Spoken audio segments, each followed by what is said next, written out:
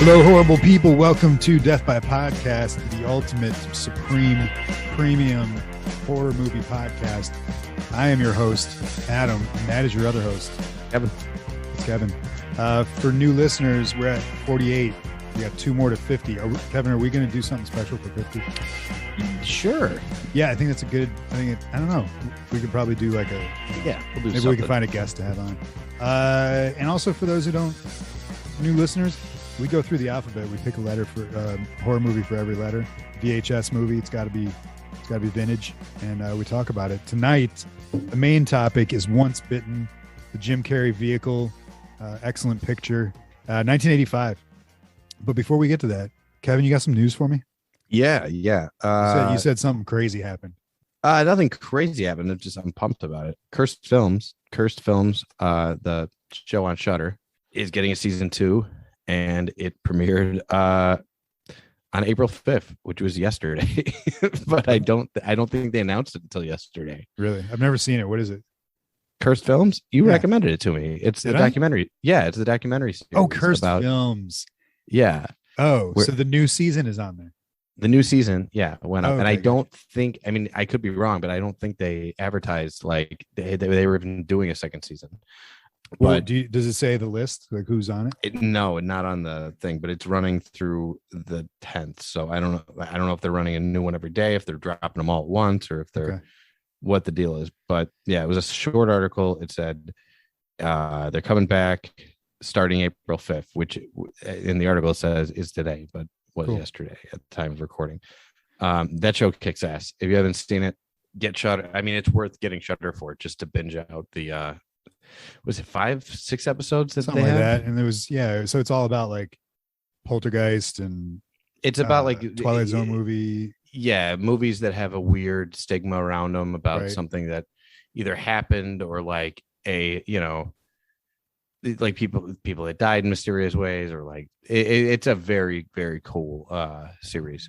Yeah. But yeah, I'm pumped. Tragic, but cool. Yeah. What else? You got more? You got more news? The AMC, they released pictures of the AMC Interview with the Vampire TV show.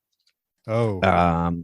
Which looked, the pictures are nothing. Like they're just 2 guys dressed in like, fancy clothing, but sure.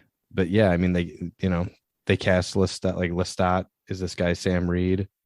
What was Brad Pitt's character's name? Louis. Is this about them? Yeah, the 3 and Claudia, like the 3 of them have been cast, which was so it's like remaking Dunst's the movie? character, I guess. But like, it's kind of a neat idea. Like if you're gonna do it, that movie takes place over like 100 years. Yeah, like you could really dive in and like flesh them out. That would be neat. I hope that's what they do, because the movie still holds up. It's still good. There's no reason to remake it in a TV format unless you're going to do that.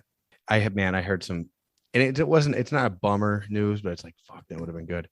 I just heard we were talking about River Phoenix recently, and I guess he was originally the Christian Slater part. Okay. And he'd be perfect. He died like a week before they started shooting. No shit. And they had to get Christian Slater, which is, Christian Slater did fine. Yeah, he was great. But Gleam in the Cube, man. He might even like Gleam in the Cube. I've never. He might have. Christian Slater, man. I think he gets a bad rap, but he also is like, I don't know what it is that like he's really good. You ever seen Very Bad Things? Yeah, Very Bad Things. What is that? I have seen that. It's dark comedy with him and Jon Favreau and Daniel Stern and Jeremy Piven. Okay. Oh, yeah. Okay. It's about 5 guys that accidentally kill a stripper. Okay. At the restaurant. It's a great. I like it. It's not for everybody. Yeah. I like it. It's been a long time. Check it out. It's worth it just for Christian Slater. Arkansas Dave Rudabaugh. You don't know it? Come on. No. What is that one? Young Guns 2, man. Come on. I never saw Young Guns 2. I've only seen Young Guns 1. Young Guns 2 is good. It's not as the first one's classic, but the second one's good. I didn't skip it out of not being interested. I just it was one of those deals. We were talking last week about like I watched my grandmother recorded like hundreds of movies. Yeah. basically, if she didn't record it, it wasn't in my wheelhouse. Like I just didn't see it. Like I didn't see Jaws until I was in college because she just didn't have Jaws. In fact, I think she did. Actually, I take that back. I think she did have Jaws, and I just wasn't interested in it. Okay. But like other movies, like Temple of Doom, I didn't see till I was older. Interesting. You know. You got any other news? No. Rob Zombie. Zombie watch. Tweeting. Here we go. Yeah, Rob Zombie's Instagram watch. He's been tweeting a lot. That he paired up with a clothing line that's making like Rob Zombie hats and hockey jerseys. Actually, I take the back. It's hockey apparel. Okay. He put up a bunch of pictures of like old pictures from the Devil's Rejects. He wished the guy that's working on the score for the Munsters and also his last 3 movies. He wished him a happy birthday. Happy birthday. Rest in peace. Oh, he put up a picture of the cast getting their makeup done and said like these guys are troopers. They have to do 4 hours of makeup every day. And then they have to shoot for like 12 hours. And, it was a very nice post. Boo-hoo, millionaires. Boo-hoo. That's cool. You think, I guess Herman Munster has a ton of makeup. The rest of them is just paint them white, right? You would think, but, I mean, I guess. I don't know. I mean, Grandpa's hair doesn't look like that. Like, like. Yeah, he doesn't wake up like that. It's a wig, isn't it? Didn't we get a picture? I assume it's a wig. We had a picture. Yeah, that was the first picture we ever saw from it. Was just that's right. A wig of Grandpa's hair. That's right. Cool, man. What's the release date on that? I forget. Or have they? I think it's this year. I think it might be October of this year. Oh man, they're gonna ruin. It might be next year. They're either gonna ruin my Halloween or they're gonna make it so good, but not because the movie's good, because it won't be. What else? What else is happening? I got some real life news. You want some real life news? Yeah, sure. So let's see. Last night, walking my dog, right? We're walking down. It's the city's coming to life again. It's good to see. But we're walking down Broadway, Main Street, and a Main Street, and it's probably like 9 o'clock at night. And I've been watching. For what you watch, I'm gonna talk about a few movies. But we turned the corner, and they're in front of this restaurant that was closed because it was like 9 or 10 o'clock.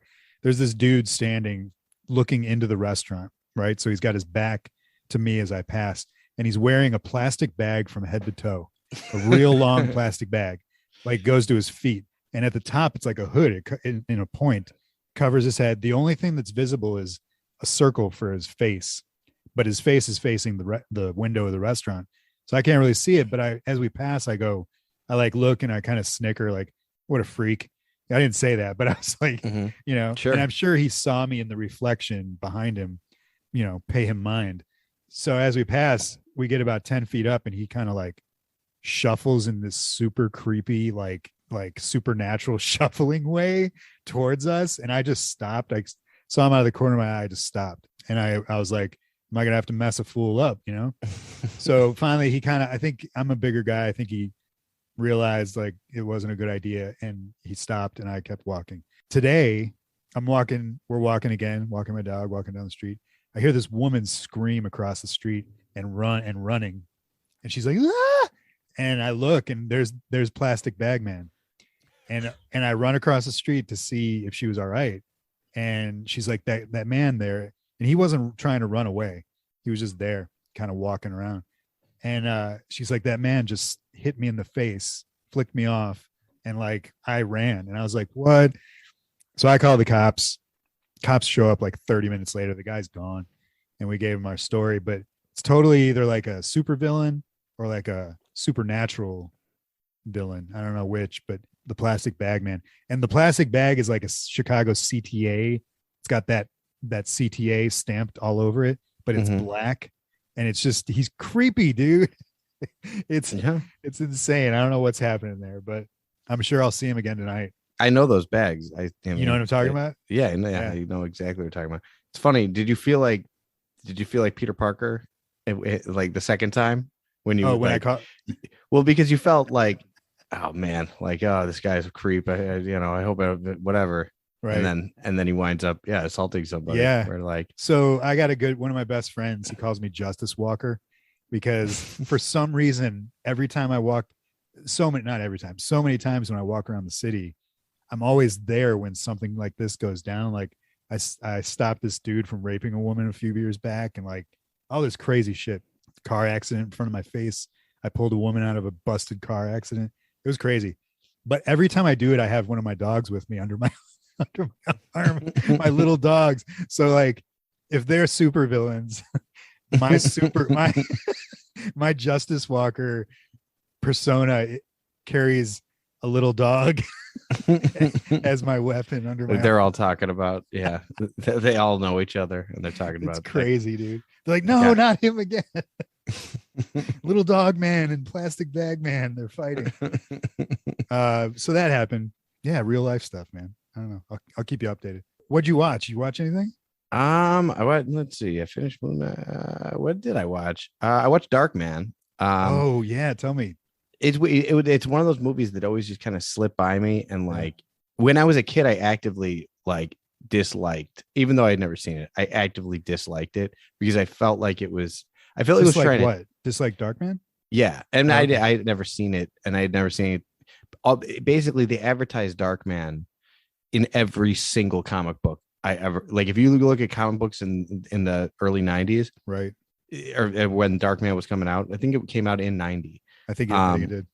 But if you were reading comic books at that time, I mean, every single one had a Darkman ad in it and it was just same with Army of Darkness. Yeah. And Darkman, I felt like they were trying to trick me because I was like, that's not.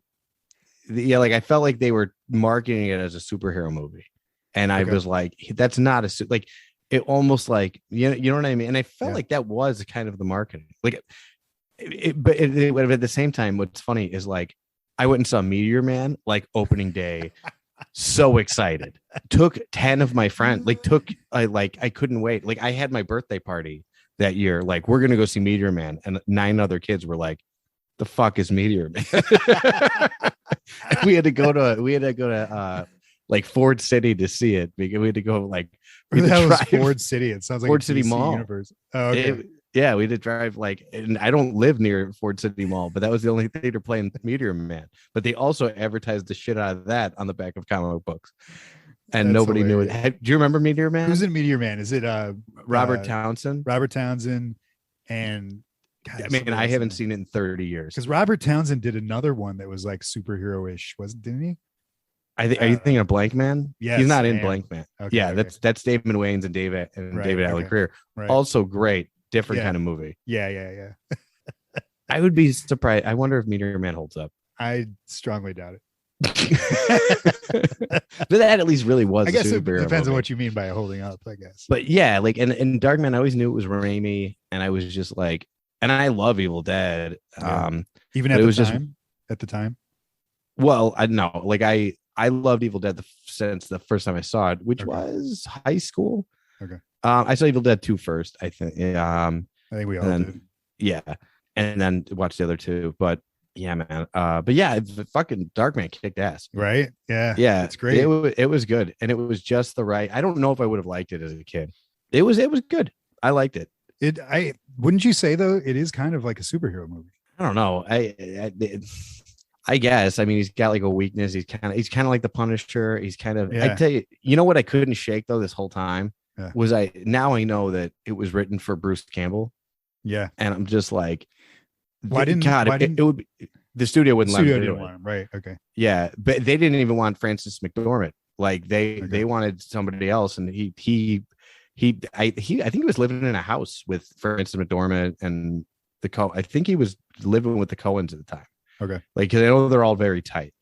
And yeah, he fought to get Francis McDormand.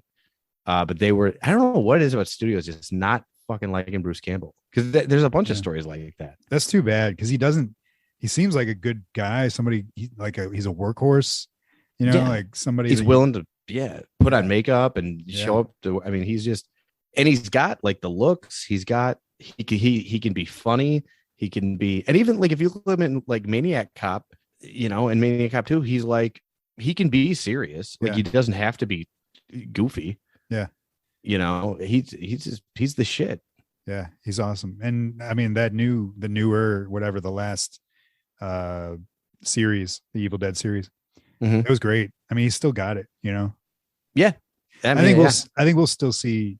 I mean, he's older now. He's not terribly old, but I think we'll see a little bit, especially with Rami coming back into the Marvel universe. You know, he's doing Doctor Strange. Yeah, I mean, I'm sure he'll have a I'm interested to see like where he pops up. I'm sure he will. Yeah. But yeah, dude, Darkman's one of those movies that my brother Joe and I we saw it maybe when it came up. I know we didn't see it in the theater, but you know, we've been living with it for a long time, and it's always been one of my favorites. It's just so bonkers and stereotypically Sam Raimi in his style, you know. And yeah, which I didn't to the nth degree. Not even that I didn't expect, but it wasn't like, I don't know. I remember thinking like, oh, but that's going to be like his mainstream movie, whatever. And then like you watch, and you're like, oh no, he's still doing Sam Raimi shit. Yeah. Like, you know, like, yeah. But I think the only movie where he didn't do Sam Raimi shit, I mean, even when he went mainstream with Spider-Man, it was still very that Doc Ock scene is absolutely. I think it's the best thing in that whole trilogy. Yeah, is that Doc Ock scene. That it's unreal. But all those movies have stuff like that. I think the only thing what was the one with they've all got the. Go ahead. What was the one with Bill Paxton and Billy Bob Thornton? Oh, a Simple Plan. Simple Plan. Great movie, but it wasn't very Sam Raimi.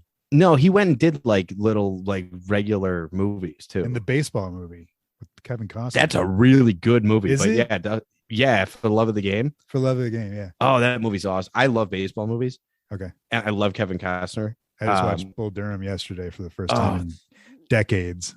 That movie's awesome. The movie takes place during a perfect game.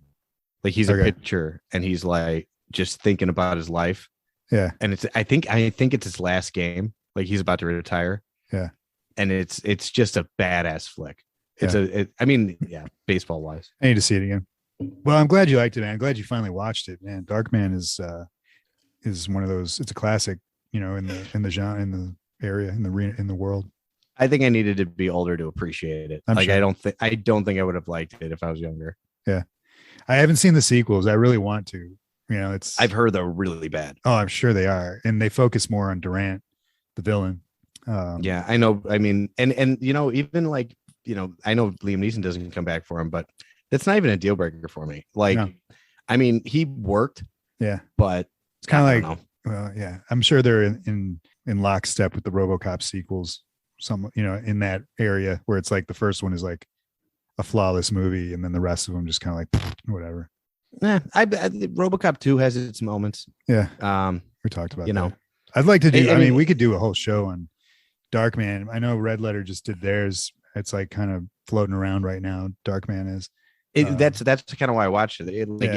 Not because they did it, but like it's weird. Another movie just came up that we were talking about. I'm like, God damn it! The Hitcher. You brought up the Hitcher right before we started recording, and that's another one that, like, for some reason, has just been floating around my circle. Like for some people like, but Darkman came up like 5 times in a week, and then Red Letter put up their thing, and I'm like, that's fucking weird. Yeah, I think 3 days before they did, you told me to watch it, and I was like, it's weird. The Hitcher, man, I haven't seen that since I was a kid. I need to watch that again. I wonder if it's good.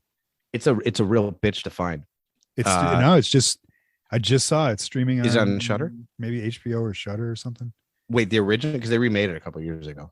The one with Rutger Hauer, the original. Is that the original? Sweet. Yeah, I think they remade it with Sean Bean. Really? Okay. Mm-hmm. As the bad guy or as the hitchhiker? Yeah. Interesting. Speaking of Rutger Hauer, have you seen Hobo with a Shotgun? No, man, it's in my list, and I'm always looking at it like, am I in the mood to watch that? I don't know. Yeah, that's one. What's funny is, like, it's not one that I have to be in the mood to be in, because I love every second, but it's one you have to be in the mood for. Like, you know what I mean? It's that kind of movie. It's like, a Kevin movie for Greasy sure. Strangler. Yeah.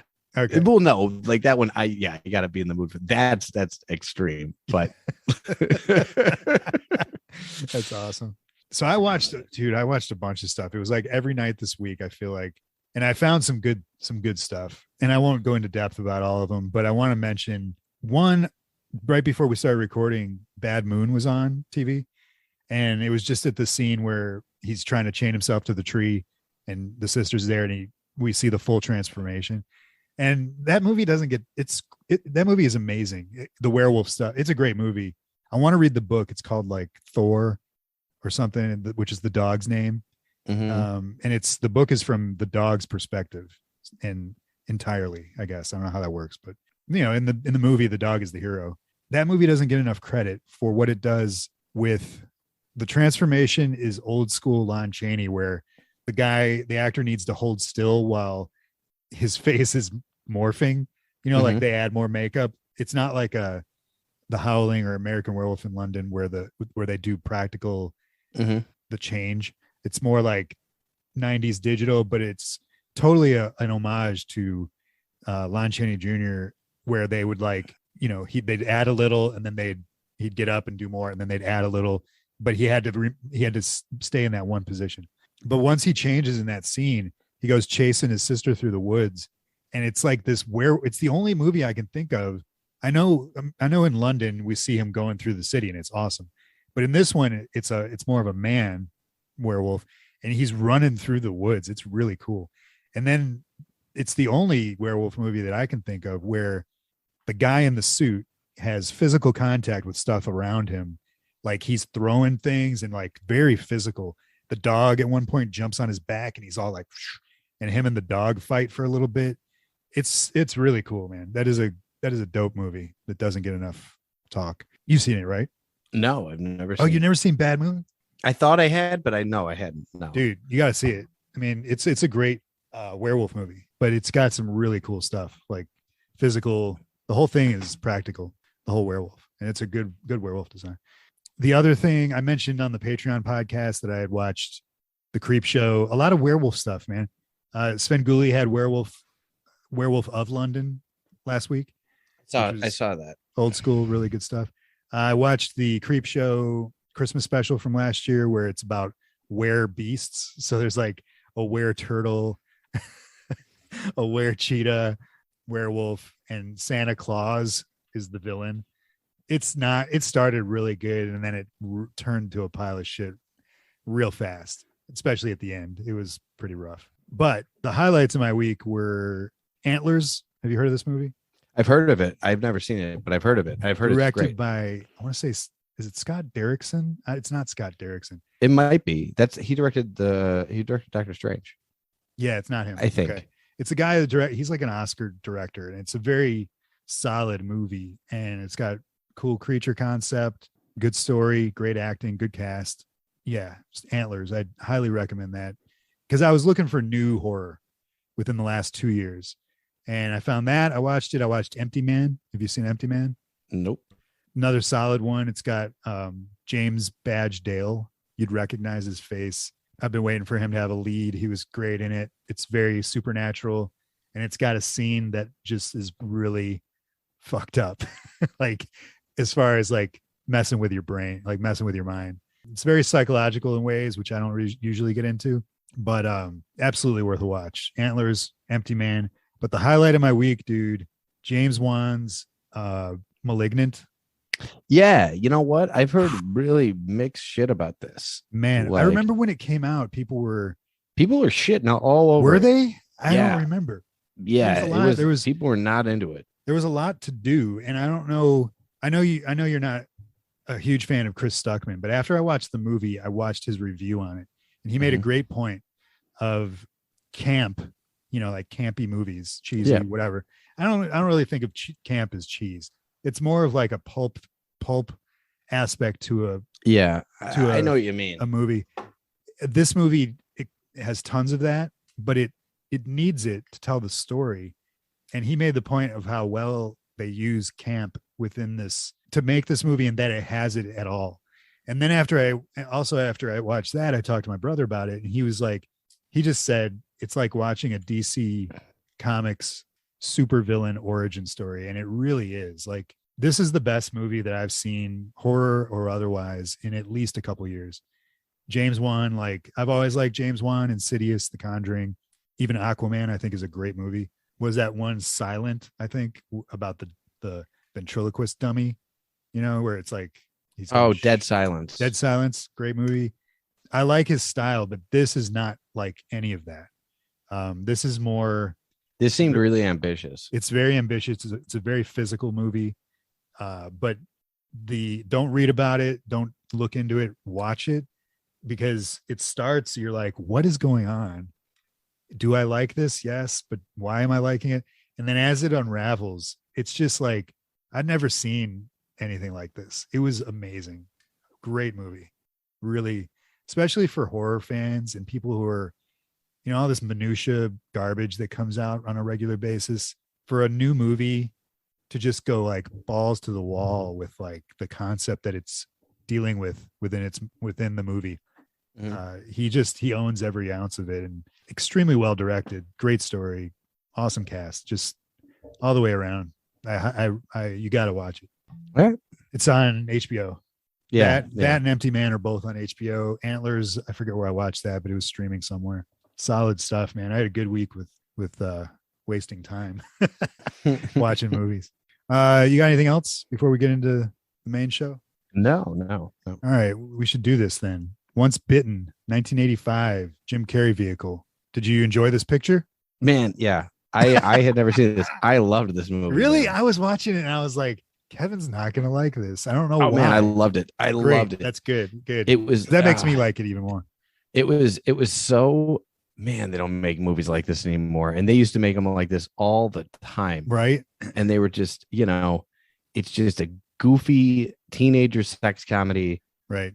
That they put vampires in. Yeah. And it was great. And I wish I had seen this as a kid, because I would have loved it. I would have watched it a million times, because it felt like, you know what it reminded me of? A movie that I used to watch a lot, and I was embarrassed to watch it. I would never it was one of those movies where if anybody entered the room, I would turn it off immediately. Yeah. But it was Mannequin 2. Dude. On the Move. It's a great movie.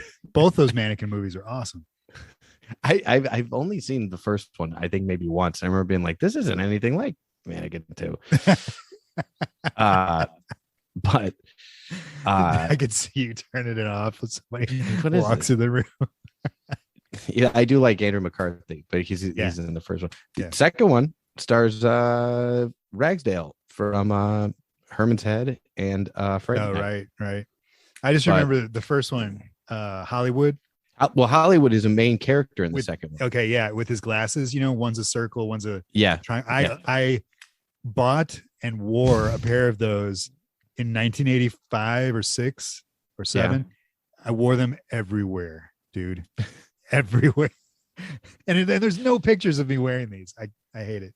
Hollywood was my favorite part of Mannequin 2. I remember I think I watched Mannequin 1 and I was like, where is Hollywood? Because he's in it, but he's not in it that so you went back, you watched them backwards. I watched 2 a million times. Okay. And then when I got older, I watched 1. I'm like, I thought Hollywood was in this. Yeah. And like he's in like one scene, I think, right? Or he's not in it. He's in a little bit, but his scenes are smaller. I know like you said, in the second one, he's like a main character. You know what it's like? Once I realized like what they did, it's like they took it's like they did Beverly Hills Cop and they had, oh my God, what the hell? What's Bronson Pinchot's name? Or that is it? It's not Frank. That's Martin Short. I know I don't know. Anyway, and he's got that like funny scene, and they did jam him in. Aquafolie. Yeah, they did jam him in like the third one. Yeah. For like a scene, but like imagine if they made him like, or if the second Beverly Hills Cop movie didn't even have Eddie Murphy in it. But like they just beefed up his part, right? And then it made it like about another cop, right? like like that's kind of what they did. Totally. But anyway, this movie reminded me of Mannequin 2. It was just a lighthearted, stupid movie, and it's I loved it, man. And all the jokes, I thought all the jokes still landed, and How about so the cast? Let's run through the cast. Obviously Jim Carrey. Now, not his first movie. Do you know what his first movie was? I don't know. It's probably it's called Rubber Face. But I don't know what there's some weird thing with that movie. I don't know what it is. Okay, I've never seen it. He had done a couple of years before this. Okay. I actually had it up. He had done Rubber Face and a couple other movies. He did the Deadpool, the Clint Eastwood movie. That's right.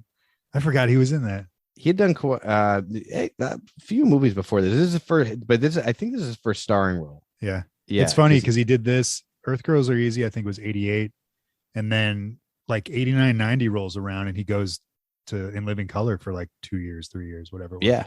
It's well, this crazy. bombed. This did not make any money. Yeah, he had a few bombs like in a row, and then it's so weird with Ace Ventura because like they just basically said, "Fuck it, man, do whatever you want." Yeah, like we're gonna.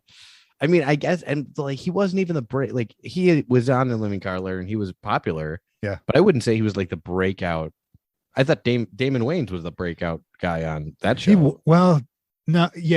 But I mean, Jim Carrey was great. Jim Carrey was because he was the only white dude. He was the only white guy, yeah. And he was like, dude, Fire Marshal Bill. I remember I was just talking about this with a friend of mine the other 2 days ago. We were just talking about In Living Color and just how influential it was. And whenever I think it was on Sunday nights, because Monday night or Monday the next day at school, whatever happened in Living Color, kids would be walking around the school doing that. So if it was Damon Wayans doing Homie the Clown hitting people with his sock, I can't tell you how many times I got hit with that sock, man, in school. Fire Marshal Bill, let me tell you something. Like that shit was like everybody was doing that. I don't know, whatever else he did, whatever skits he was in. He was huge. He was on it a lot. He was definitely a lot. Yeah, he did. I mean, he stood out, and it was a good show, man. It was really good. Yeah, the show was awesome. J-Lo, man, she got her start on that thing. You also got Lauren Hutton. Yeah, hotness. She's amazing in this. I forgot. She's great. I mean, don't get me wrong. I don't want to tell you this. No, I like her. I thought she was great. But you like grandmas? No, I didn't mind her. But this is like the fifth person that they offered it to. Oh, really? Yeah, it was written for. This is a little bit. This is always like a thing. It fucks with me with certain movies when I know who could have been. Who was either written for, like Inglourious Bastards. The Bear Jew was supposed to be Adam Sandler, and I completely disagree. Really? I think he would have made the movie. Yeah. He would have. All you would have seen is Adam Sandler. Yeah, but it would have been fine. It would have been good. Like he come out all like jacked, and he like looks. I mean, he looks like a it would have been awesome. And I'm not a big Eli Roth fan. I think he's a cool dude. Like when he does that, he does a really good documentary series. I forget what it's called. I think it's also on Shudder about horror. Like he's a solid dude as far as a creative mind, but I'm not drawn to him. But I can't imagine really anybody else doing that. I don't know. I like Eli Roth. I love his movies. I love some of his movies. But they're not for everybody. Yeah. But yeah, I just, man, if I could get Adam Sandler in there, and like little things like Alec Baldwin was supposed to be Batman in that would work. That would be perfect instead of Michael Keaton. Yeah, that's who they wanted. Yeah, that would have worked. But Michael Keaton, come on. Oh, Michael Keaton killed it. Yeah. But it's so weird they went so hard in the other direction. Anyway, they wrote this for Elvira. No shit. Yeah. Oh man. How fucking awesome would that have been?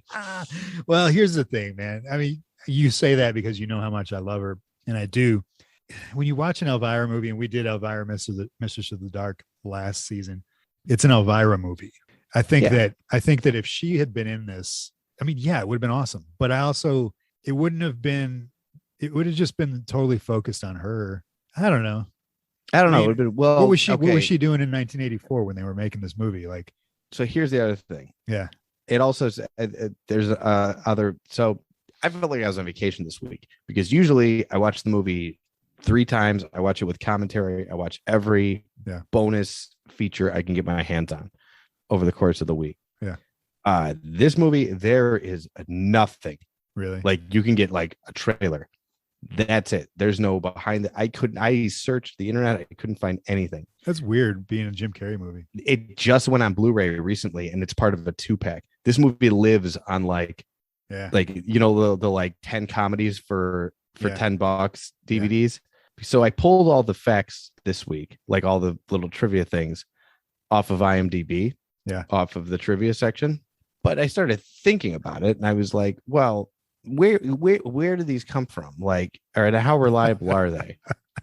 Because it's Seth Green, man. You know that, right? It's Seth Green does all of the trivia facts on IMDb, and it's all bullshit. Just like It's not. Well, here's what I figured. Here's what I found out.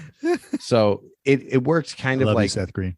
It works kind of like Wikipedia, where you can submit a fact, but it's you when you submit a fact, it says we're going to review it. It probably won't appear for 2 weeks. We're going to check it, and if it checks out, we'll put it up in 2 to 3 weeks. Okay. So I made up a fact about this movie. Really? And I submitted it to IMDb, and they sent me that back in an email, and I'm like, okay. And I just checked right before we started recording. Man, my fact is on the IMDb page. So this could be that Elvira fact could be total horse shit. What is your fact about this movie? Do you want to check it and see if you can guess? Here, I'll just go to it so you don't have to. That's hilarious. Read them all. That is hilarious. Fuck it. You know, I wrote that they're in a deleted scene. In a deleted scene, all the vampires, all the vampires had to eat cockroaches, and Jim Carrey insisted that everyone eat cockroaches, and that all the actors were pissed. I wrote it a little more eloquently. Yeah, sure. But like basically that all the actors were pissed at him because the scene got deleted and they ate cockroaches for no reason. So you made up complete bullshit. That's complete horseshit. I completely made that. And now it's on IMDb. And if you look this up on IMDb, it's on the fact. It's like 4 under that Elvira was supposed to be. That is amazing. I'm gonna look it up. I'm gonna screenshot it and I'm gonna put it on like. Yeah, I don't know. I'm gonna and I'm waiting to see if I get like called out or if they pull it down eventually. Yeah. I'm gonna do this for every one of our movies now. Oh my god, I love that. Please do. Holy shit, we're gonna have like a whole. We're gonna build the rest of the show going forward around Kevin's bullshit facts on IMDb about these movies. I wonder if how nuts you can get. You know what I mean? Test it. Like, what if I were to put like Jim Carrey was killed on set in a car accident? Like, is that going to get flagged? Are they going to be like, well, what? I would push it. Like, obviously that they'd be like, all right. Would they though? Because like, I mean, what is it? Just Seth Green being like, sounds right. Like, how would you? Is that someone's job? Like a fact comes down the pipe and they have to go research it. To press go. Yes, post. How do you know how long it was before from posting to when it was on? Like less than 3 hours. Wow. For all I know, it was posted immediately. Really? I just checked right before we recorded, and it was there. That is amazing. Hey, before screenshot it right now, just so you've got it, forever in case somebody deletes it while we're recording. Yeah, and if anybody wants to, by the way, because there's a did you find this interesting like thing for every whatever, and it gets a little thumbs up. Yeah, everybody go on there and thumbs up. And that'll this fact. Kevin will become the like horse shit guy on IMDb. Kevin will be the fact finder, dude. But like, what's crazy is you would think that like unbelievable. If that was total horseshit, then it would be rampant. I mean, it might be rampant with bullshit. Yeah. But people would be doing it all the time. That's crazy because IMDb is looked at as such a prestigious, that's where everybody goes for their facts. Well, IMDb says this. It's like, all right. Now we all know that who's the wizard behind the curtain of IMDb. It's Kevin.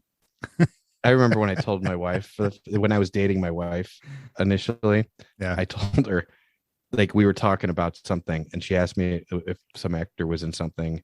I don't know. I'll pull it up. I pull it up and I'm just like, how do you know that? What did you just look up? I'm like, I pulled up IMDb, and she's like, I don't know what that is. Like, she's like, I'm like, it's a website that's every movie ever and every actor, like everything's ever lit. She's like, how do you even know that exists? I'm like, I mean, this is fucking 20 years ago now. Yeah. It was just like it's so funny to me, like explaining the internet like to people like back then. You know what I mean? I remember the first time I saw Google Earth. I was at the main. I had it on my phone. I'm at the main. I was in this hole in the wall bar I used to hang out in, and I just showed these like old rednecks Google Earth, like where you could zoom in.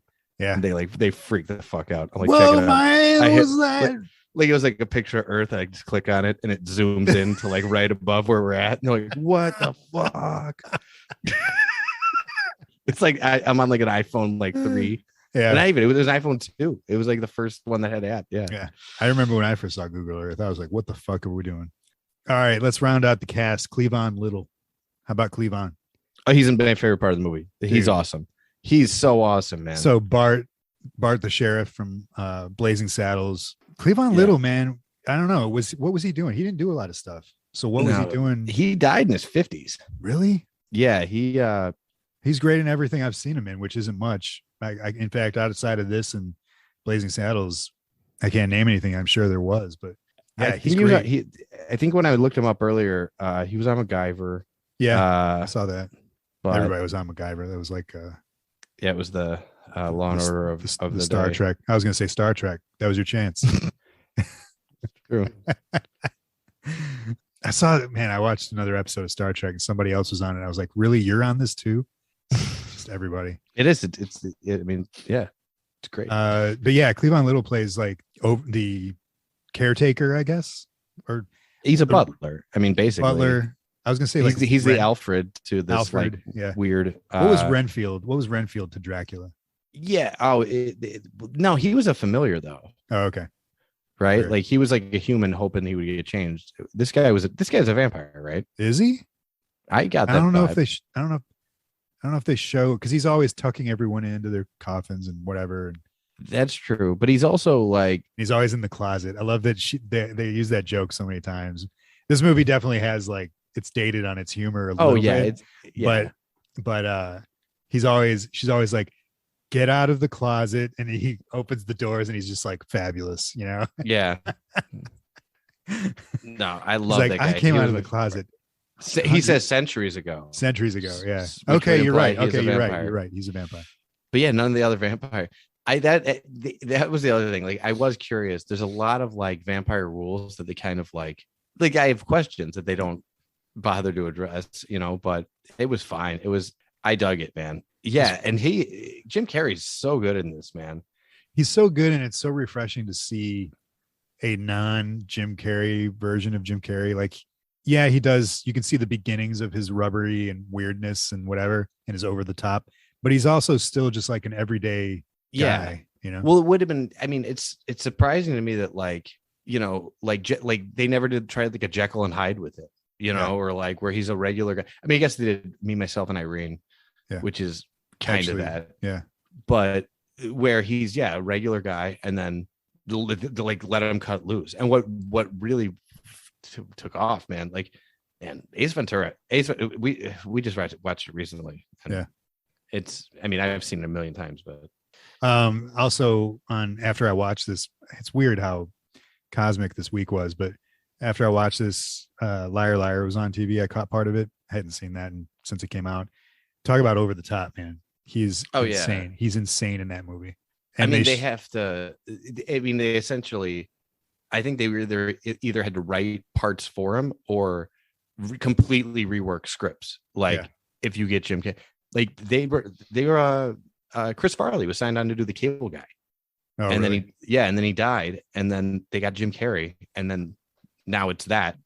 I mean, that's like my favorite. That might be my favorite Jim Carrey movie, but it's more for the direction. I think Broderick did an awesome job directing that movie. I thought Ben Stiller directed. I mean, is it Stiller or Broderick?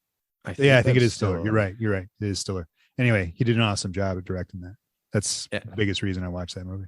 Which, did you see the commercial? I think it was like a Super Bowl commercial or something. A Cable Guy. Yeah, I did. It was new. It was crazy. Yeah. I remember what I was watching that. My niece and nephew were here, and they're like, "What's the Cable Guy?" I'm like, "Get out of my house." I remember I got to tell somebody that Medieval Times was like a real place. Like I was talking about Medieval Times. They were like, "What are you talking about?" And I said, like, "You ever seen the Cable Guy?" They're like, "Yeah." I'm like, that's not a real place you can go. I'm like, "Yeah, it is, and it's fucking awesome." Have you ever been there? I've never been. I've been there like 20 times. Really? Yeah, I haven't been there in a while. Like I haven't been there since before the pandemic. But oh my God. Yeah, man. What's what's your favorite part of it? It's everything. It's awesome. It's a whole thing. Like you go and you sit down and you know you could drink beer. The beer's expensive, but like, is the food good? I don't want to say the food's like awesome, but they're like turkey legs. So it's just like turkey and I want to say you have to eat with your hands, but I don't know. I think you do. I think if you ask, they'll bring you forks. It's been a while. I haven't been there 20 times. I've been there probably like 7 or 8 times, which is a lot. Yeah. I've never been. I've always wanted to go, but it's awesome. You should definitely go, dude. You should go there for someone's birthday. You go there and like it's a whole show. Like they have a hawk guy, the guy who comes out with a hawk on his wrist and does tricks with the hawk, and they do all sorts of shit, and it's awesome. That's hilarious. So the opening of this, is it the opening of this movie?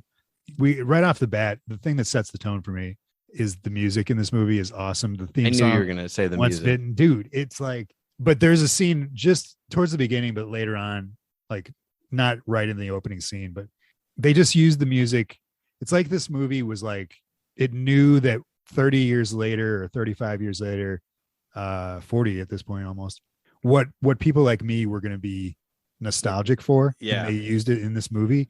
That montage, man, when they're driving the ice cream truck around like LA, where the woman's walking the lion. It's a woman walking a lion. That never comes back. That's just a thing that happens. This is part of the 80s, but that's what I'm saying is like, they were like, we're going to do a montage of everything that's cool that's going on right now in 1985. And we're going to play cool music, and we're going to show a woman walking a lion and people doing tricks and face painting and whatever else, neon lights, pastel colors. They just nailed the 80s perfectly. You know, I had that thought multiple times watching this, being like, man, the mid 80s like must have kicked ass. Like, dude, must have just been kicked like ass. How many movies? I can think of like 4 or 5 movies off the top of my head where someone's like job is they're an independent ice cream man. Like they bought an ice cream truck, and I guess you could still do that now, but is that a thing people still do? I mean, I know ice cream trucks still exist, but when I was a kid, they were all over the place. Oh yeah, totally. This is like, oh, Mike, he owns it. You got the guys in Killer Clowns. You've got totally. Don't Tell Mom the Babysitter's Dead. Totally. So you're saying that that's your barometer for how cool the 80s were, is that you could drive an ice cream truck around as a job? Yeah, like that's like a thing. Or even, you know what else this has is like that 80s movies have is like they're like not McDonald's knockoff, but like the like local one. Like the Fast Times at Ridgemont High has, you know, in the mall has the goofy like pirate bar or the pirate place, or like Better Off Dead has the whatever it's called, like Burger World or something. Yeah, you know, I mean, Master of the Universe has that chicken place. Like they all have, but nobody had those aren't around anymore. Everything is a corporate. You know what I mean? Everything's McDonald's or Arby's. You know, there's a really good. Is it in this movie where they referenced Arby's? I think they do say. I think that's why it was I wrote it down later in my notes. But did we get the name of that burger place that his buddies work at? No, there must have been an establishing shop, but I don't remember it. I'm sure there was. That was cool because it was almost like a strip mall, I guess, and like this burger place right in the center of the parking lot. It's weird. Yeah, this movie's so goofy with the virgins. I get the thing like, okay, I need virgin blood, like I want it, whatever. At first, it's because the virgin blood is like just the best blood, but I guess that it makes her younger. Yeah. But I love that they're like, oh, it's so rare you can't get virgin blood, and they established too, like we can get it from an 11-year-old, and she's like, that's gross, don't do that. Like, okay, but then besides 11-year-olds, you're shit out of luck. There are no other. Right. Well, that's like that's what's hilarious about. I think it isn't the opening scene where they're in his truck, and he's trying to get her to have sex with him. And all the other people in the surrounding cars, they're all having sex. That was hilarious. It was like butts flying up and down. Yeah. Like ridiculous sex too. It was great. That was something that like, and he gets out of his car after she shoots him down. And I'm thinking, and he's like, why me? That's what I thought. Like, I thought, because she's like, I'm just not ready. This, whatever. Oh, and they have this crazy fat joke. Did you see that? What was it? He's like making out. He's like he's got the ice cream truck parked, and he's making out with this chick. This big fat guy just comes and knocks on the window, and he's like, "Do you have any creamsicles?" And he's like, "Get lost." like I don't know. I thought about that guy a little bit. Like, imagine not having that any self-control. You just like see an ice cream truck. Like, there's like clearly like it's like a makeout point or whatever. There's no lights on. Yeah, and he's like, anyway, but yeah, and then he says like, she says like, well, I'm not ready to put out yet, and this, and he says some remark, and he gets out of the car, and he walks, and I'm thinking, and they make a point to show like whatever they're near, because they're near this thing by the cliff, and I'm thinking like, oh, he's gonna do something, he's gonna get up on he's gonna whatever, climb up on something, or he's gonna make like a grand gesture or something. But instead, he just like looks around and sees all this like goofy sex around him, and just like looks up in the air like hopelessly, like, and it's just like this is our main character. We're just like his main problem in life is that he can't. His girlfriend won't have sex with him. Right. His girlfriend. I didn't write her name down. Shoot. Did you get Robin? Name? Well, the actress.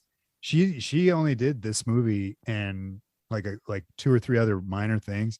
Yeah. But I swear I was like, oh yeah, she's in tons of stuff. She's not. She's not at all. Yeah. Her name's Karen Copen. Karen. Yeah, totally. But yeah, she's not in a lot of stuff. She's awesome in this, man. And I mean, we'll talk about the dance scene in a minute, but Jesus Christ, like she was just a solid, like in the opening scene and they're in his ice cream truck. It's so, she looks so 80s. Her character is so 80s.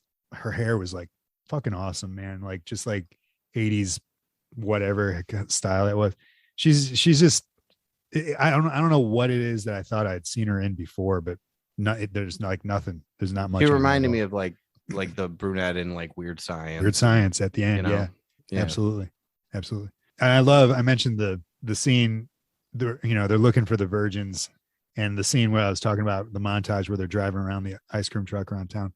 It was hilarious how like she's got all her minions out there looking for these virgins, and everywhere that the ice cream truck went, her minions were like on the corner, and they made a point to show like they're like looking, and like they'd turn around, like the truck would drive by, and like, where is this place that it's like, is it just like a loop where like they're all like stationed at, like they were everywhere, and the truck was everywhere where they were. It was hilarious. I got like a Lord of the Rings, like a ring wraith vibe. Like they can sense him. Oh yeah. Okay. And that's why like he keeps popping up like wherever they're at. Yeah, that makes sense. But yeah, there's a lot of goofy shit in this movie. So I wanted to talk about her, kind of her. Real quick. All the writers, there's 3 writers on this that really never did it. Like they were all producers, and one of them went on to write The Lion King. Really? Yeah. One of the writers of this, or the producers of this? Yeah, one of the writers. Like one of the guys wrote The Lion King. Yeah, this guy. That's hilarious. That's crazy. Yeah. What a weird thing to like aspire to, or to end up. And he probably didn't even like, as massive as The Lion King is and was at the time. Yeah. So Dimitri Vallard, this guy, he's a producer mostly. He produced like Flight of the Navigator, but never wrote anything besides this. Then you have these 2 guys, Jeffrey House and David Hines, who did like 2 movies. Like one movie called Pirate Camp and another one called like Bachelor Man. And that's Bachelor Man. Yeah. And I think, David Hines wrote 1 episode of the Tales from Crypt cartoon. Okay. But that's it. And those 2 guys, that's all they did. But then you had another guy, Jonathan Roberts. This guy has the weirdest writing streak. This guy's the only guy that's like an actual writer. The other guys are all just producers. Yeah. This guy wrote The Sure Thing. Awesome. The Fast Times at Ridgemont High TV show, a bunch of 90210, and then did The Lion King, James of the Giant Peach, and Jack Frost. Not Jack Frost. Oh, the Michael Keaton one. Okay. Like what a weird filmography. That is very, very strange. So he did. So those other 2 were post Lion King. That's weird, man, to have a career like that. Like you'd think he would go on to write other cool stuff or other. Like one other writer credited to writing The Lion King. Like that's why, and he still gets like when they do straight to DVD Lion King movies or like the live action one, I probably still gets a check, but he gets writing credit on all of those too. Oh, really? Because he based on his story. Yeah. Well, because I don't know if it gets created. Like, I don't know if that's how they do it with Disney. I'm sure they don't but because then, if you created the characters, it's a whole different check. Disney tries to give as little credit to other people as possible. Right. But it's so weird. Like, I got this movie I'm thinking of doing. Yeah. You know, while Have you he's ever heard working of the on Lion King? That's hilarious, man.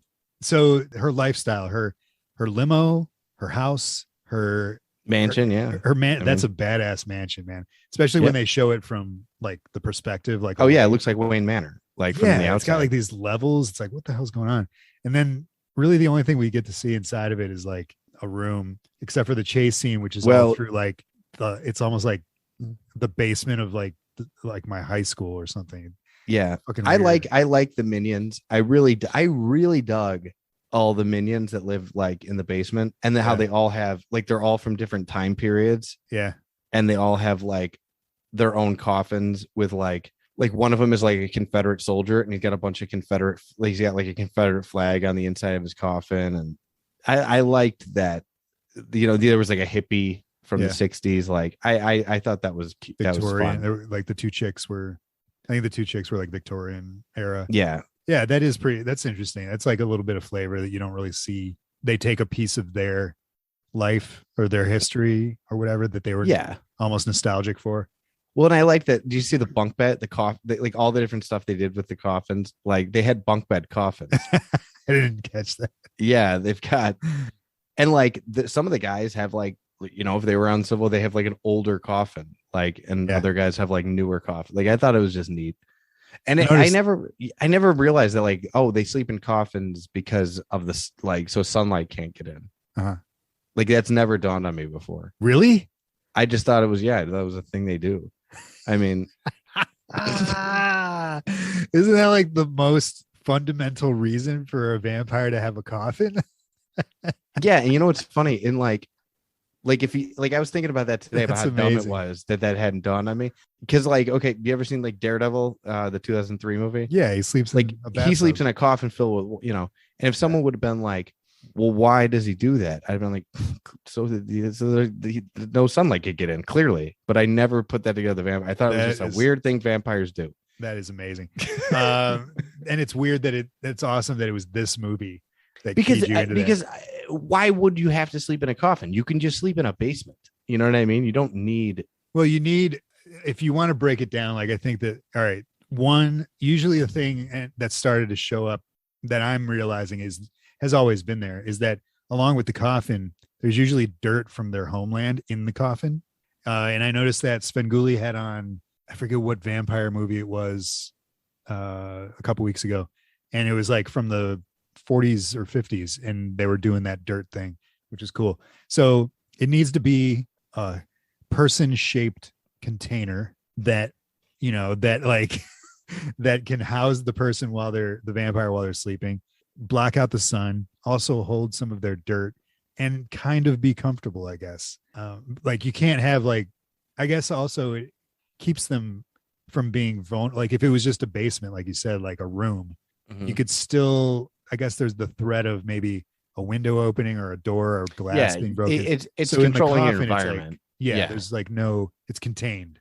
Yeah. Hypothetically, if I was, you know, in my basement and I was sleeping and I was a vampire, someone could come down there and I don't know, UV light, like shine. Yeah, like sneak up on me, do whatever. Yeah. I mean, it maybe. I mean, the coffin is a little bit restrictive because every time a vampire dies, a lot of times when a vampire dies, it's the hunter opening the coffin and just stabbing them in their sleep. I don't know. I mean, I remember in the remake of Fright Night, doesn't he have like a bunch of vampires in the base, or like either in the basement or under? They're his in house? The walls. They're in the basement and they're coming out of like. Don't they come out of the ground? Yeah. Well, they do that in John Carpenter's vampires too. They bury themselves. They bury themselves in the ground, which I think is the least effective of all of, because it's like, what if somebody comes along and kicks up some dirt and you're like, put the dirt back on my face? Well, it would just be hard to dig a hole like that, like, and to control the environment. Like a coffin you can control. I feel like that'd be nobody's. What are the chances somebody's going to come and dig up like right where you're at? Oh man, like, but there's a chance. Like in a coffin, at least, like it's shut. And you could lock you could lock, I guess, the door to get in. in. Lock on the inside of the coffin, so it's like a chain. You got like a door chain on the inside. They go to you open. It's could like, do dude, take the chain off. But if you're just burying yourself in the desert, it's like, I don't know, a coyote comes by and like smells you and digs you up. Well, It's also you wouldn't know again, like, you wouldn't be able to, you wouldn't know, like if you buried yourself, you got to be sure the sun's down before you know what I mean, dig yourself out. You could if you're in a coffin. we all know people who would have trouble with that, right? The near dark vampires would they would be fucking dickheads. They wouldn't know what the fuck to do. These guys, like I feel like the vampires in this movie, we could talk to the near dark vampires, be like, no man, sleep in a coffin that instead of your van that you have to tape up every night. What are you doing? Tape up that you spent like hours and hours learning how to tape. And what are you windows. doing? You guys are driving around every night killing people. They're idiots, man. Those people. God damn it. Yeah, these vampires have it a little easier. They don't have. I mean, besides the Countess, none of them even bite anybody. Dude. If I was a vampire, this is kind of like the lifestyle I would want. I think where it's like there's a main one that is cool. She's cool, and she's like watching over you guys, and they all express how much they love her. That they appreciate her. That one dude's it's also implied that there's like a trance going on, not a trance, but like some kind of control. Yeah. But which guy were you gonna say? There's the one guy, I forget which one it is. Maybe he's the soldier or whatever, but he's like, yeah, that was the best day of my life when she turned me. I was like, all right, cool. So they all like, appreciate what she did, which is usually it's like, you cursed me, or whatever. I wanted to mention the high school. This is high school, right? Yeah. So that's another but it's populated by like 30-year-olds. Yeah. I think he was 27 when he shot this. It really shows him. Like that's a typical Hollywood move when you cast people to cast them. The reason they fuck up is that there's a scene where Jim Carrey and his friends go to a bar, and he meets the Countess. And she says, "How old are you?" He says, 21, and they haven't established like, oh, that he's a fake ID or that he's not. Like he's just out at a bar. So like when he goes and sits down at the bar, you're like, okay, then he's in college. That makes sense. Sure. He looks old enough to be in college. And then like he goes. There's to that one school. line though. There's that one line while they're talking where they're talking about age. Oh, you're right. He says, I'm 21, but I also have been mistaken for 18. So she says that she's like, I'm a lot older than I look. Yeah. So whatever. But yeah, you're right. Like I caught that. I was like, what are they doing? Is this like a high school bar? Does that exist? Like, what is this? Yeah. And then I was thinking, I'm like, wait, is she in high school and he's not? Like, what is going on? And then the Countess? No. The girlfriend. Because in the next scene, he goes to the college, but he's not in class. Right. Or he goes to the high school, but they never show anybody in class. So I'm thinking this is and there's lots of people walking around. That's the other. I always got the sense of like California high schools, like are more like colleges, like where you can kind of come and go as you please. They feel like it. 90210 was like that. It's like, there is that one scene where he's dissecting the frog, and the teacher's like, "What are you doing? You shouldn't be here." Like, so they're in school, but I've never noticed it stick out so much than in this movie, because even though it's a very young Jim Carrey, like the two of them together still look like they don't look like high school. It's like, what the fuck is this? Like, it's bizarre. Speaking of California, it's awesome. And something that I really didn't pick up on until I think when I rewatched E.T. the most recent time, and I realized that it takes place in California, like in a suburb of California somewhere. That 80s movies, all 80s movies from like 80s movies that intentionally exhibit the 80s, like I was talking about, this one does. Mm-hmm. We're all either shot in the John Hughes Midwestern universe or California. That's something that I never really picked up on until recently. Yeah, there's not a lot of one, or even like Nebraska or any, you know what I mean? Like even like, I don't know if they don't mention it, but like the Explorers, like stuff like that. That's probably California, right? Yeah, absolutely.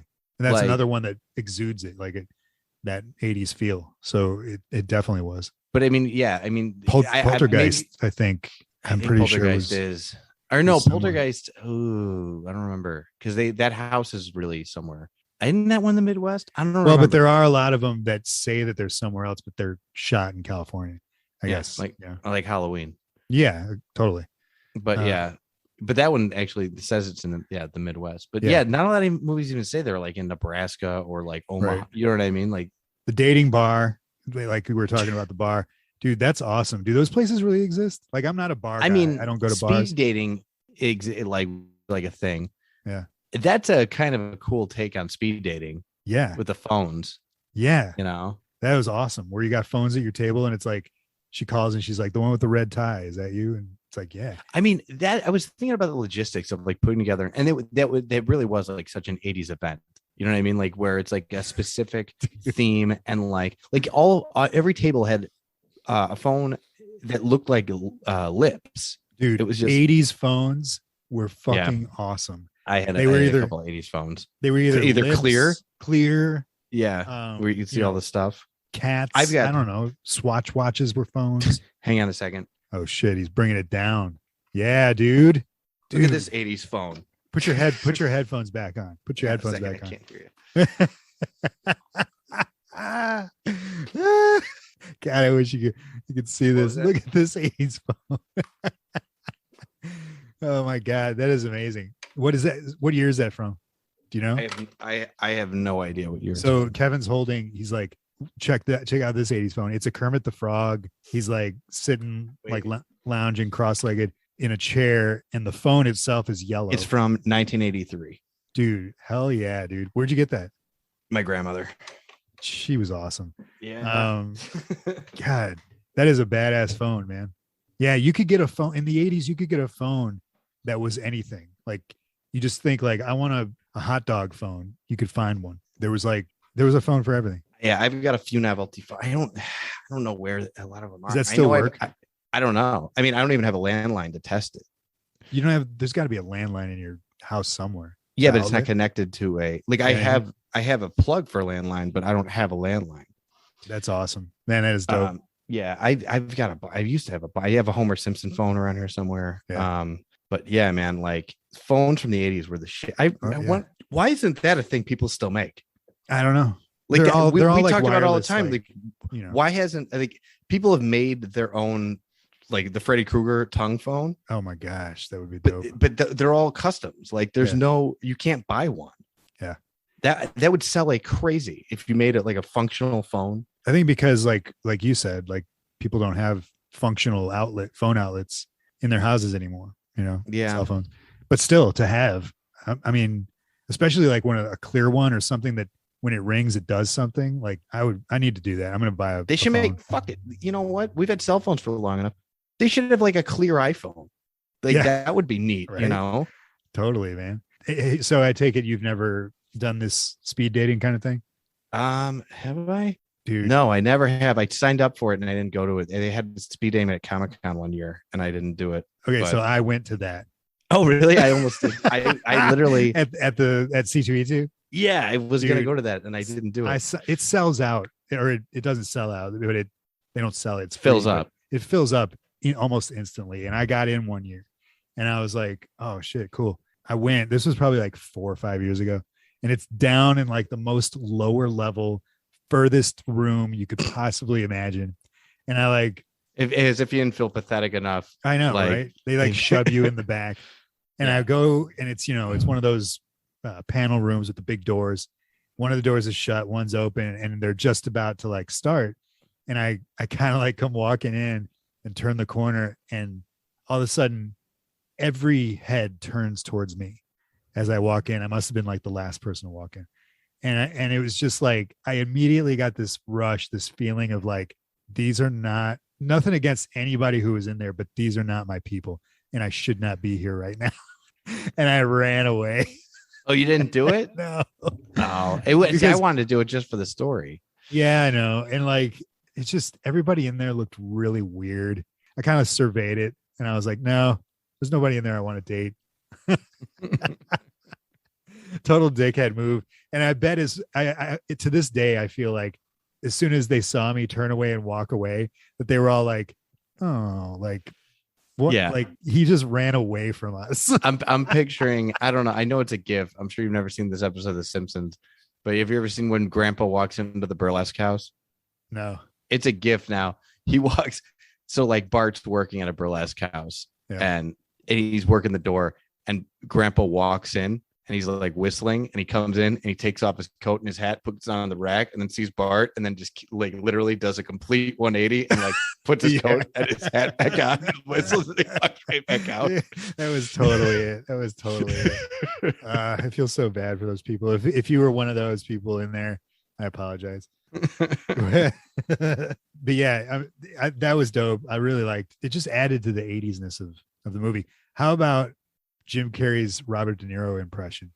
Yeah, I mean, that was weird, man. That was like the weirdest De Niro impression I've ever seen. It looked like him. I mean, I guess it was funny. Like it was cool seeing like the regular Jim Carrey like come out in those scenes. You know, he didn't really have a lot of scenes where that kind of came out, like that side of him, I guess. I mean, not enough. By the end, really developed it by this point. I don't know. He had been at the Comedy Store doing crazy shit for a while. I think he had it down. I mean, he wasn't Ace Ventura, but I mean, he was doing Fire Marshal. Well, I guess Fire Marshal Bill was like 5 years after this. Yeah, it was. It's crazy. I'm sure he was cultivating all that shit, but I just found that quote. There is somebody, I forget who says it, but there is a line where somebody says, "Oh, it's Cleavon Little." I don't know what they're talking about, but he says bowling alleys, Arby's, and chicken mac nuggets. He was like talking about them. I knew you were going to bring that line up, and I didn't write it down about why he said they're talking about like mixing, like he's talking to the Countess. And they're talking about going out and mixing in with regular people.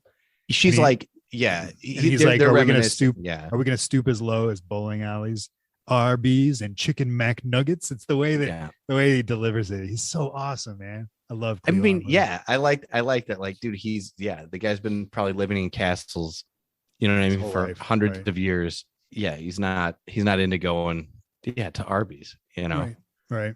And even like when he has to go to dude, Arby's is fucking awesome. Do you like Arby's? I love Arby's, man. Dude, I love, and even though I don't know what it is, it's funny to me when people shit on it. Yeah. Like, do you remember Jon Stewart's Daily Show? Yeah. Yeah. There was a running gag where he would shit all over Arby's. Really?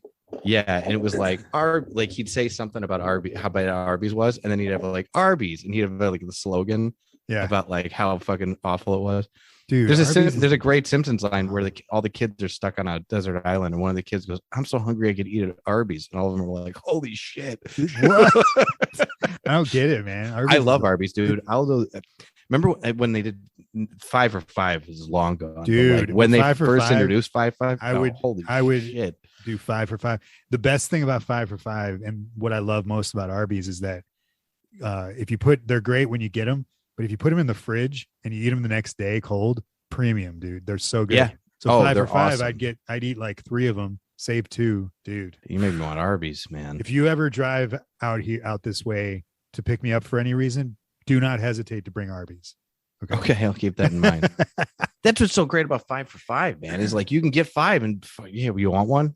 No problem. You know what I mean? I got 5 of them. Or I'll eat 2 more of them later. Like it's and now it's like 5 for like $17 or something. Yeah, I remember when it was like 5 for $6 or 5, and it's gotten. Welcome to fast food nation, man. But yeah, that's a great line. I love that. The dressing room, that was another one that stood out where she just appears in the dressing room. That scene was like, so like, yeah, that scene was, I don't know. I didn't know about that scene.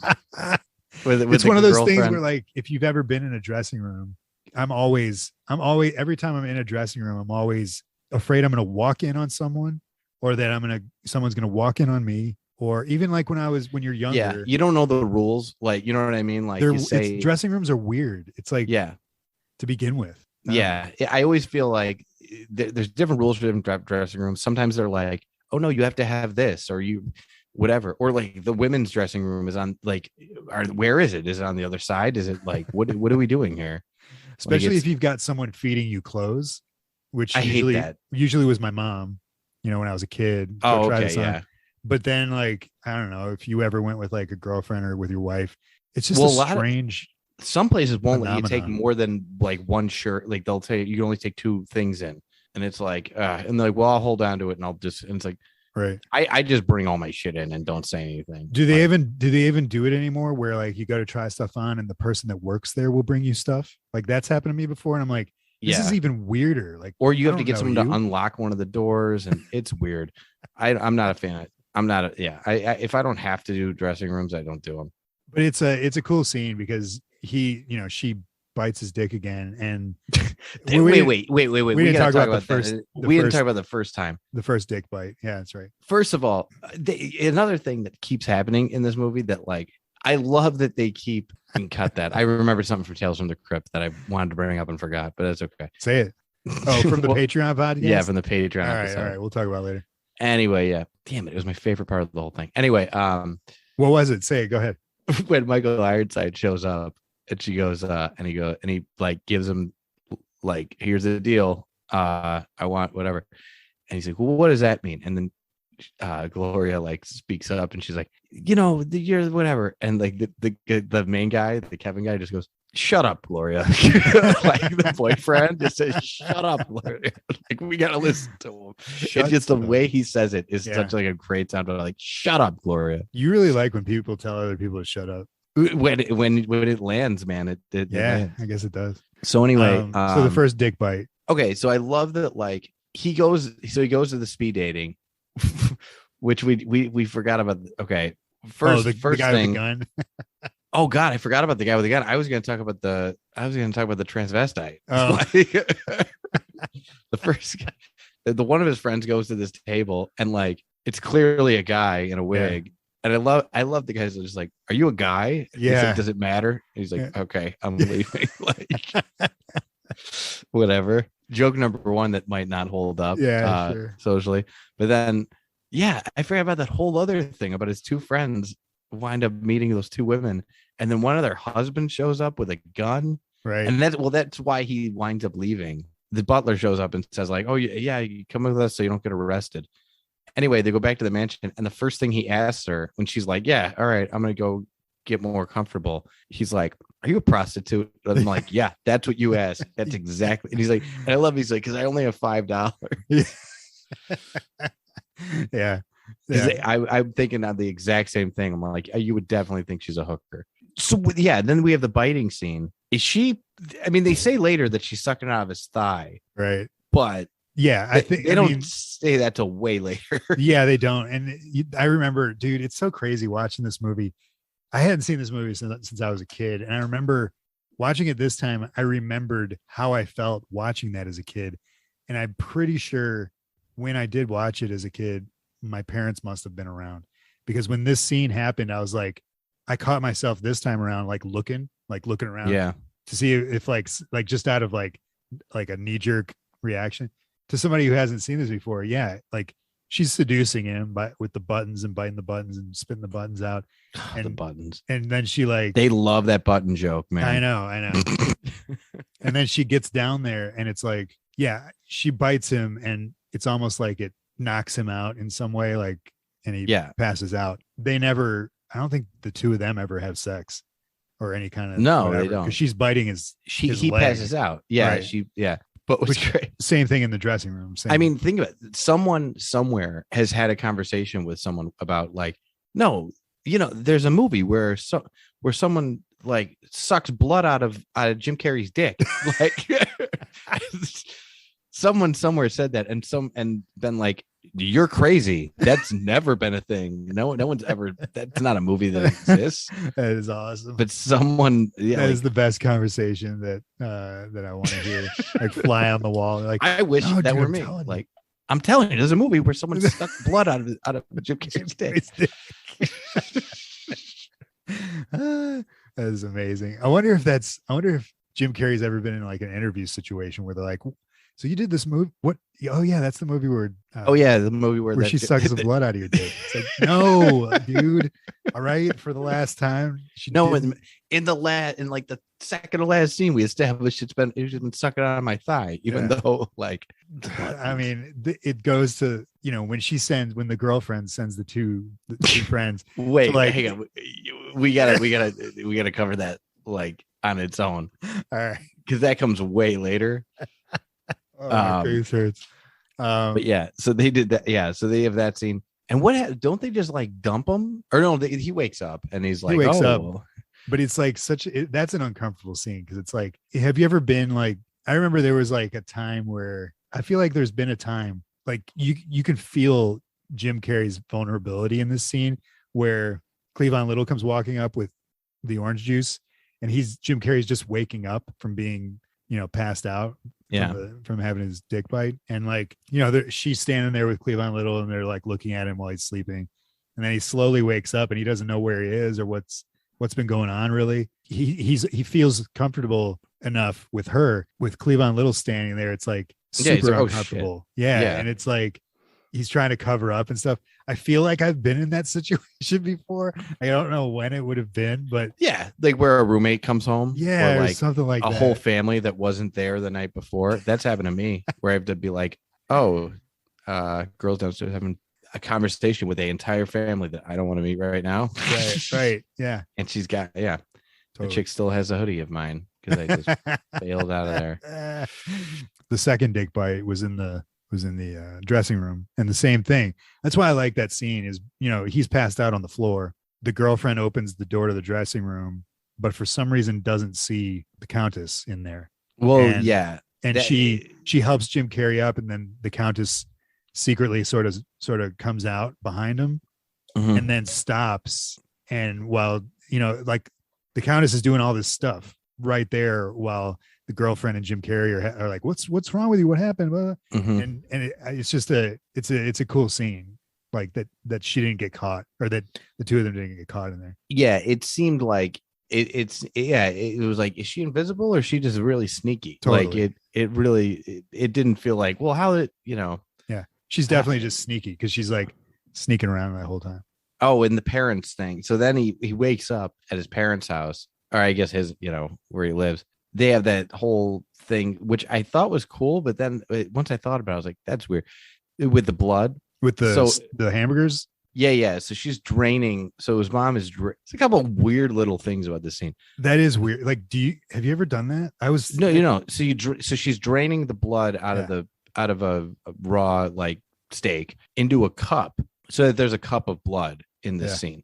And the thing is just sitting there in the scene, but she's doing it next to the sink. You would just do it in the sink. You wouldn't put it in a cup. That doesn't. I was like, why sense. is she doing it in the cup? But whatever. It's for the scene. But it's so that he comes in and drinks it instead of the orange juice. Right. But then she says like, "Oh, you're up." Like she says something like about like, what does she say? She makes a remark about how he wakes up and she goes, "It lives," and he's like, "Oh yeah." He goes, "What time is it?" And she's like, 8:30. I'm like, what the fuck? 8:30 is not late. They're sleeping. What he's a high school kid on a Saturday. Like, what are you kidding me? Yeah. Anyway. Yeah. That's awesome.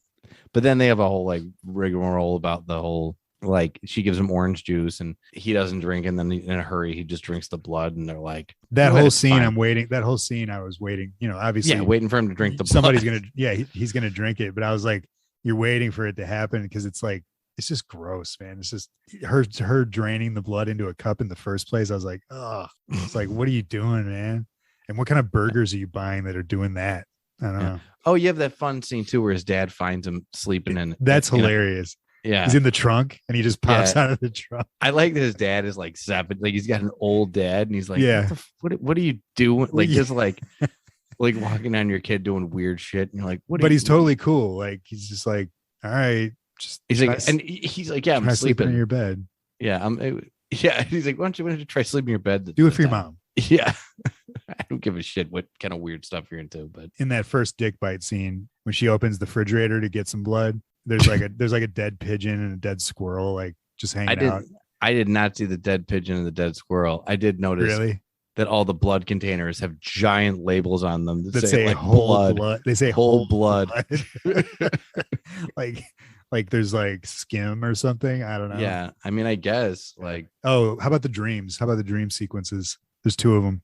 They were fine. They were cool. They let Jim Carrey kind of do his thing, and like it really we were talking about this last week, or yeah, I think it was last week. It was, I guess it was really in the like subconscious of people that like Dracula and vampires were just the same thing, you know, like most references to vampires are just, it's Dracula. Yeah. You know? Yeah. It's kind of why, you know, he looks good though. I was going to ask, like, you think, yeah, like him dressed up as Dracula, classic Dracula.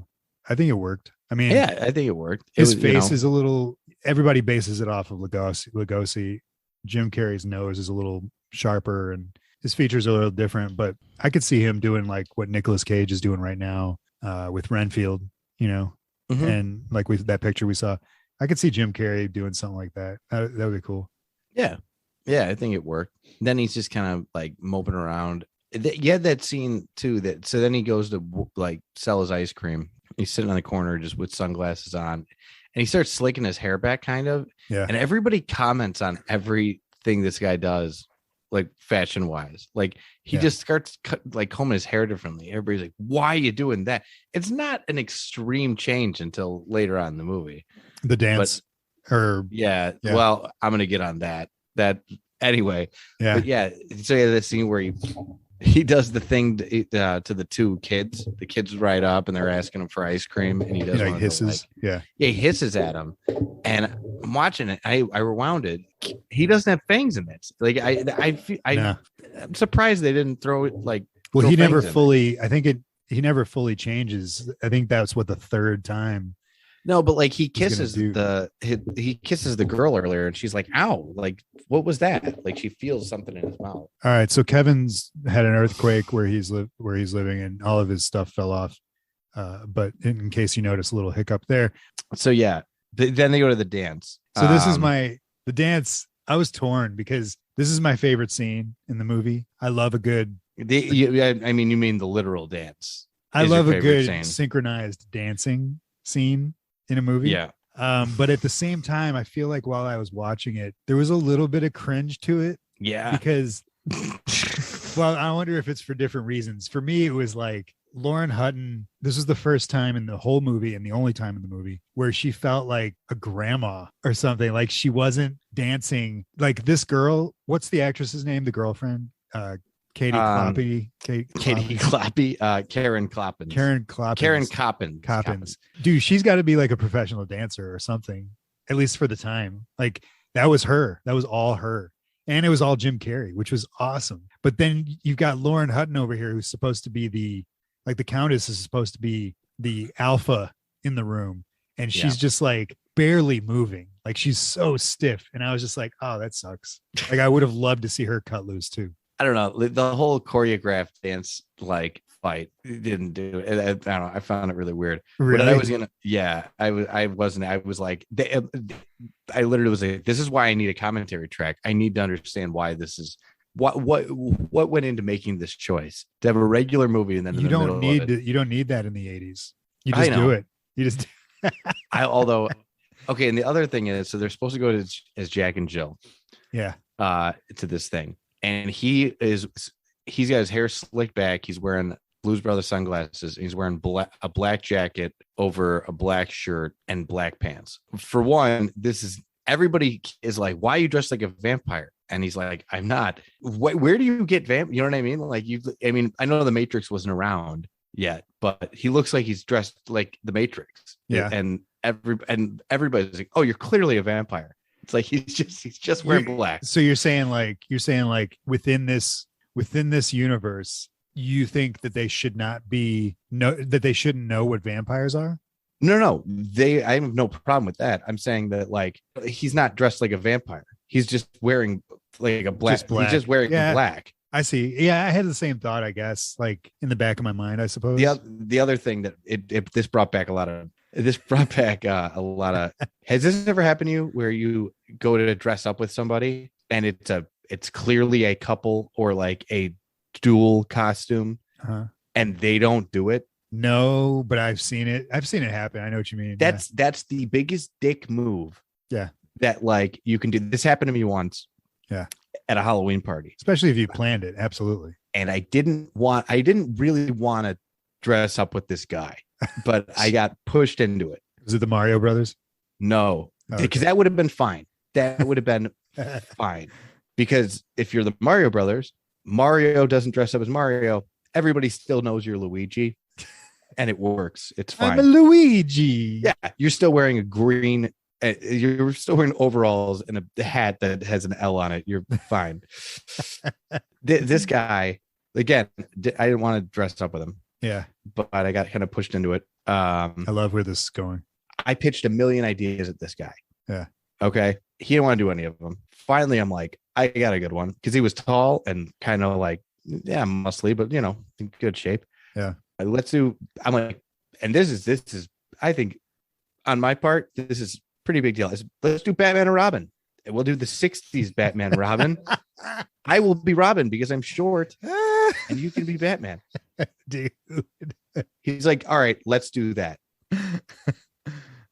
So I'm like, okay, fine.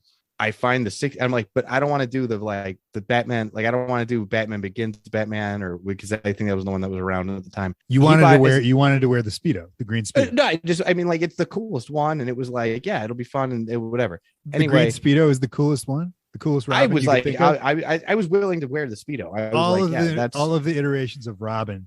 You think the coolest one is the green Speedo? I like the Speedo personally. I mean, I'll take anyway, I still wear green tights, but I'm guessing where this story's going. No. That you he bailed on. No, this is even worse. He bails on Batman. Okay. After I buy the costumes, he's like, I don't want to do Batman, and I'm like, okay. Like, won't even try it on, and I'm like, all right, fine. I'm not even that good of friends with this guy, so I don't want to I'm like, whatever, man. What do you want to do? So I'm coming up with shit, pitching. Why Finally, I'm like, so beholden to this dude? Who is he? I was dating. I hadn't started dating, or I either had just started dating someone that was like, this was like her friend. Okay. And it was either I just started dating her, or I was about to start dating. And I didn't want to. You're trying to impress her. Sort of, but I also was like, and Halloween's my thing, man. I fucking go balls out for Halloween. Absolutely. And anyway, but this guy's not interested. That chicken, man. That chicken last Halloween was point. Yeah. At your party, the fried chicken. I don't remember. Oh yeah, you remember the fried chicken at your party? I forgot that we got it catered. Yeah. Jesus Christ. Anyway, so what I did was, he also wanted to put in as little effort as possible, which he already was doing. I was buying the costume and like bringing it to him, and he was like, no. But also didn't want to be like, he also, I kept being like, if you don't want to do it, don't do it. No, I want to do it. I want to do it. Anyway, I finally come up with something that's going to involve minimal effort on his part. So I'm like, why don't we do the Burglars from Home Alone? You're tall, I'm short. I'll be Joe Pesci. You can be Marv. All I got to do is put you in a fucking trench coat and paint an iron on your face. Yeah. And you wear this red afro wig. You already have a beard. We're good to go. Perfect. I'll wear a trench coat, burn a hole in the hat. We're fine. Yeah. And he's like, that's great. That's hilarious. Like, okay. I get there. I have all the shit. I give it to him. He won't let me draw the iron on his face. And I'm like, why? What a dickhead. He's just like, I'm like, everybody's going to think we're just homeless if we don't do the things from the movie. It's a thing that if you have the iron, everyone's like, you're Marv from that. Yeah. Wouldn't let me do it. Yeah. I'm like, okay. The party was in the garage and in the house. Yeah. I went to the garage and I was having a beer with somebody. I came into the house maybe half an hour later. He had just completely ditched the costume. So were you wearing, what were you wearing? Yeah, I was in full. I was wearing the fucking, I like wrote it. I did the M on my hand. Yeah. I did every little detail. I had like fake stubble. I had a hat that had like, that I bought. I had a winter hat that I fucking set on fire. So it would have like, and I put it on my head. Like I was wearing these big giant coats and scarves that they wear. Yeah. I went and bought fingerless gloves. Like I went, and like, that's awesome, man. And he just ditched it. And then the rest of the night, people were like, are you homeless? Like, what are you trying to be for? Like, what is this costume? And I was like, that guy's just... people like that, man. He's also the one. He's also the one that, like, didn't dance because he was worried of how people look at him when they're looking at the guy who's not dancing as the weirdo.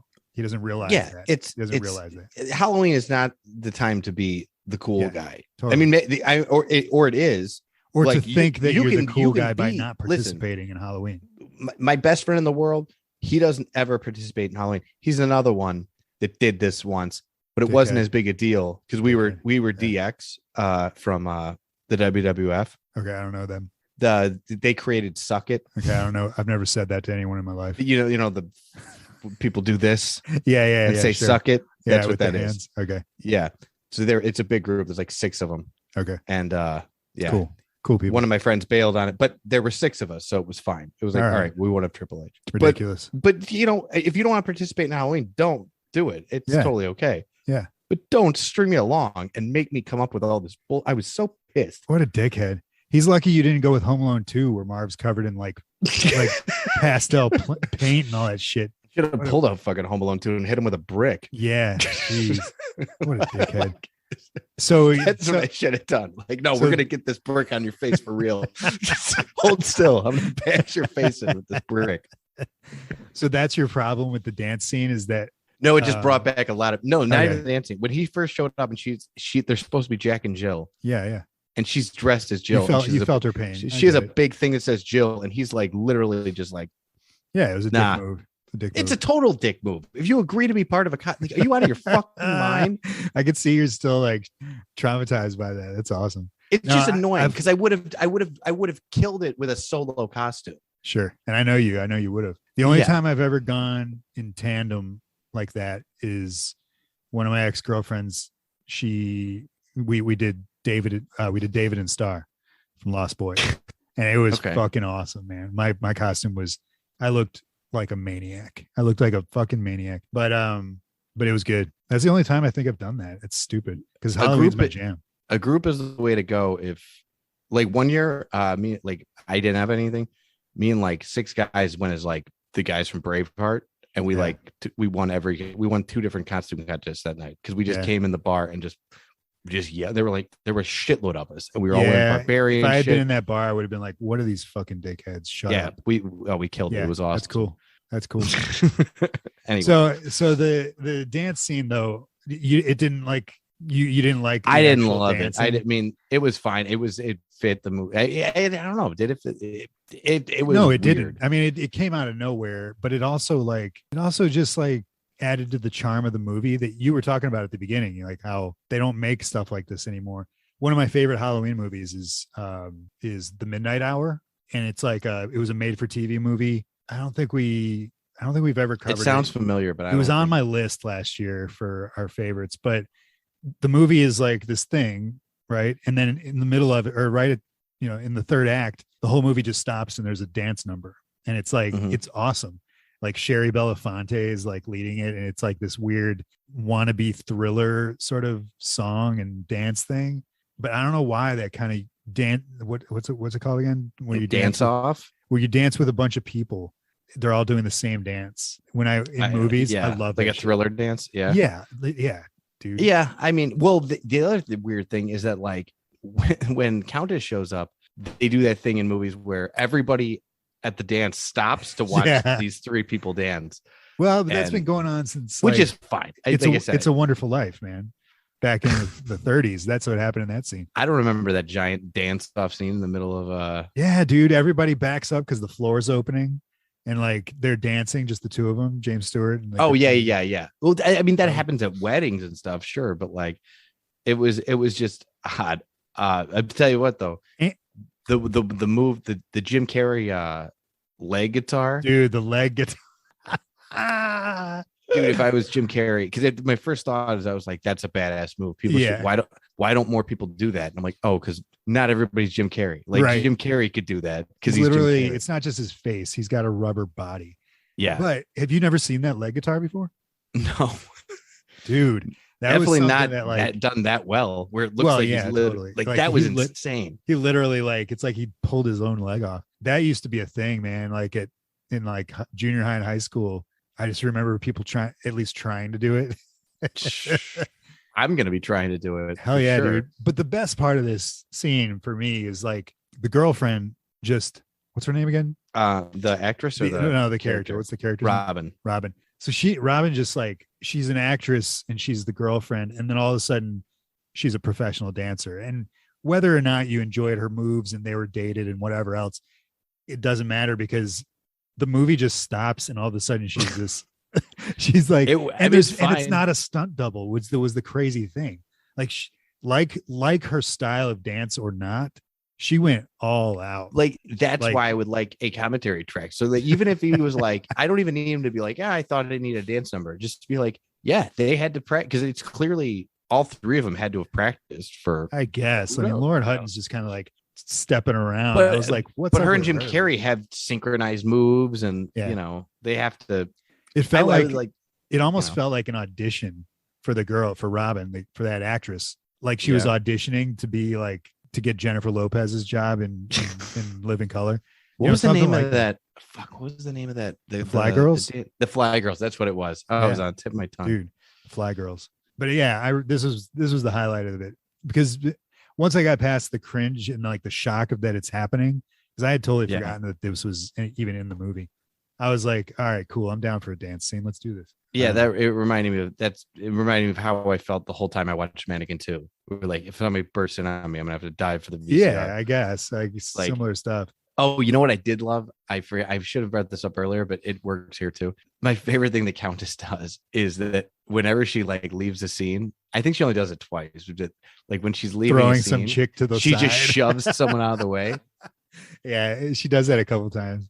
She does that on the second dick bite, and then on this one, her it's just funny, like, and it worked. It reminded me, not to bring up South Park again, but Caitlyn Jenner is a character on the show.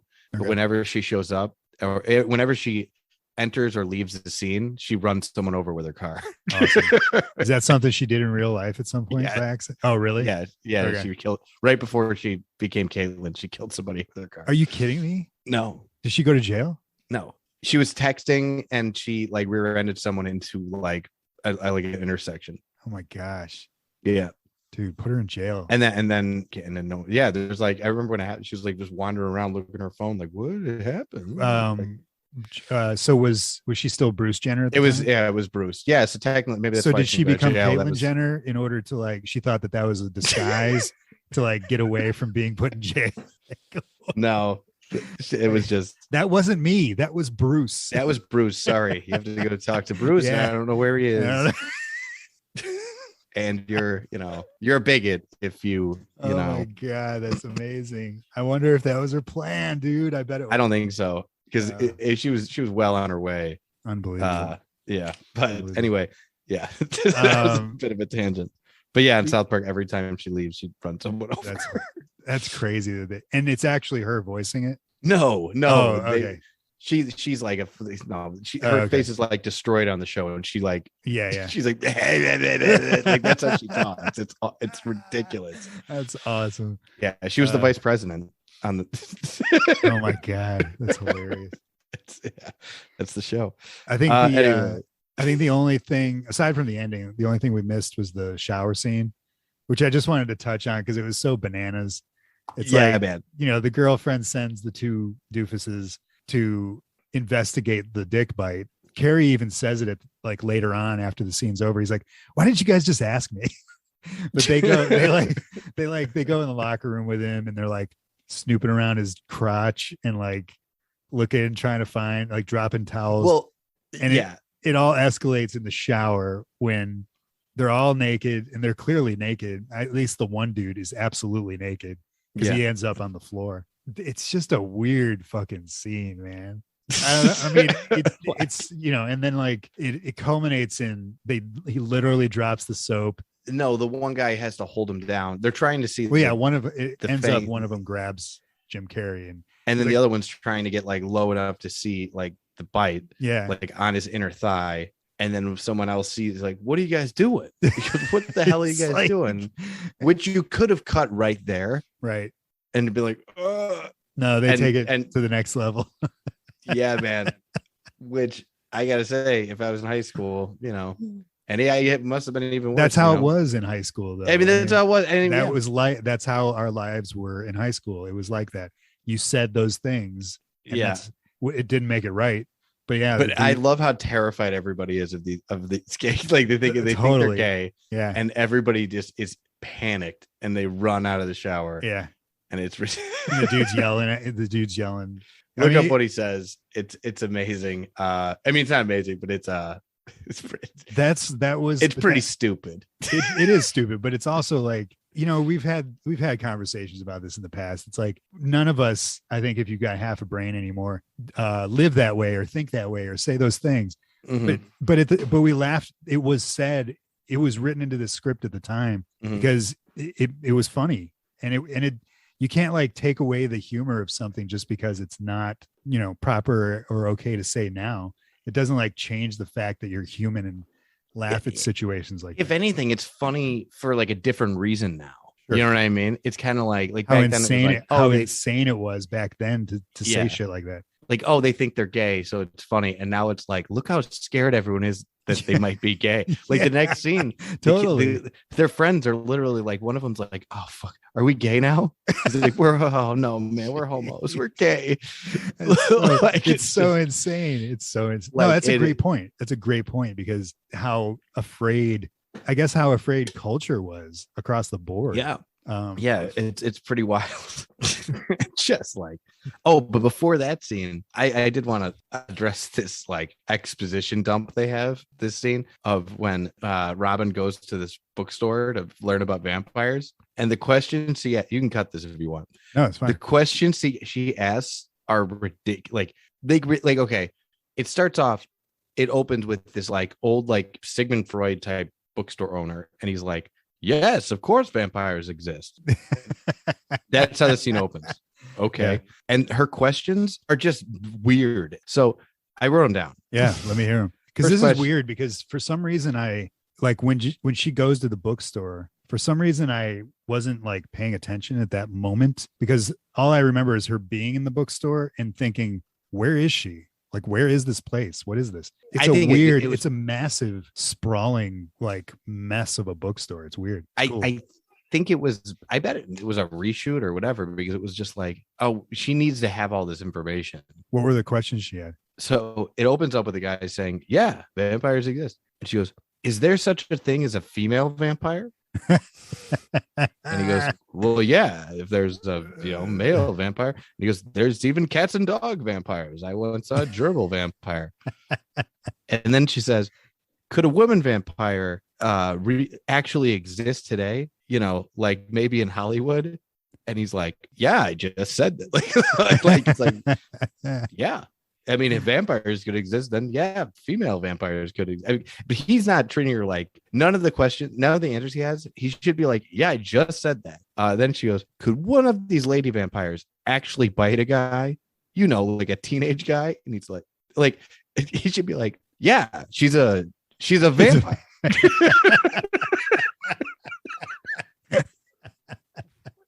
What? What are we doing here? And she goes, but he doesn't say that. He says, well, how old is this teenage boy? And she goes, like 18. And he goes, well, that's very unlikely. Female vampires only like virgin blood. And you couldn't find an 18-year-old virgin boy. And she goes, and she goes, well, what if, what if he was? And then he says, if he's still a virgin at 18, he's got bigger problems than female vampires. And then she says, if he got bitten, how would you know? And then he breaks up the book and says like, oh, this is because they suck blood out of the inner thigh. And that's like where that comes from. I caught that. So yeah, I saw that whole scene. And when I was like, what? Why we're talking about vampires? Why are we talking about the inner thigh and not the neck? I don't get that. Like, I don't know. I mean, maybe, and his explanation is actually pretty good because he says like that there's a main artery there. Yeah. On the inner thigh, femoral and it's artery. also like all the like pent up sexual energy in virgins like culminates in that artery, like near that artery. And the dick bite. That's why she wants to do it. Yeah. But it's so bizarre. I mean, that's specifically for this movie. I love that they created this one little like thing. Yeah. Little hook. It's not crazy if you think about it. I Sure. mean, like in Interview with the Vampire, they're sucking on people's wrists all the time. And I mean, you would go for arteries. They do that in Near Dark, right? Yeah. I feel like that would be like shock. If you bit someone's artery, it would be like shotgunning a beer. You know what I mean? Because it's going to keep bleeding. You know, it's going to keep squirting out if you don't. Well, but same thing in the neck, though. The neck's one of the biggest too. Yeah. You know, like the jugular. If that's what vampires throughout history have been doing, is going for the jugular, which I think that they are. I think, but is there an artery in the neck, or is it just bleed? Would it just bleed a lot? Your jugular is in your. You got one on this side, one on this side. And you got those, you got your brachial arteries in your arm, you got your femorals in your legs. Those are your main 3 spots. And yeah, you get cut in any one of them, you're pretty much toast. So, so don't. What was the scene in Saving Private Ryan? Isn't it Saving Private Ryan? Guy gets shot in the leg and Giovanni Ribisi is trying to get it. And it's just like, it just like retracts. Once it's like severed, it retracts. Yeah. You can't get it. It's terrifying. That scene is terrible. Yeah. I love that they created this, though, this like mythology around the dick bite. Felt like this bookstore felt very much like, there's some. I kept seeing Judd Hirsch, but then it wasn't right. I know what you mean. Yeah, but then she goes up to him. She goes up to the friends and says, "Hey, I need you guys to do me a favor. I need you to see if he has this like thing on his leg, his dick bite." Yeah, and they go, "Why?" And he goes, "He might have some kind of disease." Yeah, and they're like a venereal disease. And she's like, yeah. What? And then what's great is his 2 friends just laugh. Totally. Which like even with my best friend, if somebody were to come up to me and be like, you need to inspect his crotch for venereal disease, like I'm not gonna do it. I'm sorry. I'm not gonna do that. I would just ask. I'd be like, hey, exactly. Man. So then while they're panicking that they might be gay, so then the shower scene happens. Yeah. And while his friends might be panicking that they might be gay now, Robin gets kidnapped and taken to the house. It's a cool scene. It's a cool ending. Okay. Yeah. It kind of had as a feeling of hurry up and finish, but it's also like, because I love the fact that like everything could have been solved from the beginning if they had just had sex and he, Yeah, it's quite the moral of the story. Which like you think about like all these movies we grew up with in the early 80s that led up to this one, because this is smack dab in the middle in 85. Porky's and stuff like that were and even like Police Academy has a bit of this this sort of like sentiment of everybody's having sex, why aren't you, and that you're the oddball out if you're not. It's just funny that that's how they solved this whole thing, and that she just gives up after like there's no like, oh yeah, they just flat out give up. Like they're like, all right, well, I guess we're not gonna do this. Yeah. Like there's not a lot of movies like that where the bad guys are just like, wow, I guess. Especially vampires. It's usually like, even if they lose, they don't want to lose. They're still gonna kill you. They're still gonna kill you, totally. But like, what was the other thing I like? So they have that ritual going on, like where they've got them tied up or whatever, and Robin goes to pull out, like she has a cross. She has a cross around her neck, and she's like, and they freak out. Whatever. I love this scene. And then they tell her like, and then the 2 friends, they grab the torches, like, and they're waving the torches around. She tells her like, yeah, by the way, this isn't the movies. Crosses don't work. But then they wave the fire. She's like, but fire does. And then so like they're like, yeah, get back, and they escape. And the 2 guys stay behind with the torches. But I love how they want to get out. But like, why would you have torches then? Exactly. Like, why would you even bother to, like, there's already lights in the room. It's tons of lights. Like, she's got great lighting in this place. Yeah, but she still lights these, which is the only thing that can barely kill a vampire. Which is great, because it's my favorite bit of acting from her, and she's great in this. Lauren Hutton's great in this. Yeah, it is the best. But when they jam that, she's like, oh, sorry, honey, the crosses don't work, but fire does. Yeah, like, her reaction to the fire is great. Yeah, it really is. It's super, super genuine. But I love that, like, the two like dipshit friends are like, we got this, and they close it, like they trap them in a fence, and then where they're not looking, the vampire just blows out their fucking their torch. Like the Steven Dorff vampire. Yeah, like, he just blows out the flame. I love that. That was great. And then they do the they did something else that I thought was really great. There's like this whole chase scene throughout the basement of this place, and like all of a sudden they start busting out through the ground, even though they're like, yeah. Oh, like, they start like hulking it out. They start Kool-Aid Man it too, and like bursting through walls. And I did like that this felt like a Family Guy joke, but it worked. And I was thinking the same thing. Was it because every time they go into a new room, the vampires would like kick down the doors or like punch the doors open, and she like stops one of them. She's like, stop. She's like, every time you guys destroy one of these doors, I have to replace it. Can you try the knob once? And he like stops and does it. And it's like, okay. It's a great scene. It's a great line. It's like, I loved it. Yeah. I was like, because I was thinking the same thing, but it was like, that's a joke kind of ahead of its time. Yeah, absolutely. And she does a really good job at delivering a little bit of nuance with lines like that. The fire thing, like, I knew Lauren Hutton from modeling stuff. She was just in the 80s. We worshiped these female swimsuit fashion models. That doesn't really happen anymore today. I knew her from that kind of stuff. And granted, at this time in this movie, I think she's 41 in this movie. So she's on the older end of that whole scene or that business. Yeah. But she's still awesome, man. I think she's really good in this. She's good at acting. I don't know if she's done other stuff. I don't know. They offered it to Kathleen Turner and Morgan Fairchild too. Morgan Fairchild. Again, according to IMDb. I don't know where they got that information. I might go on there and say that they offered it to.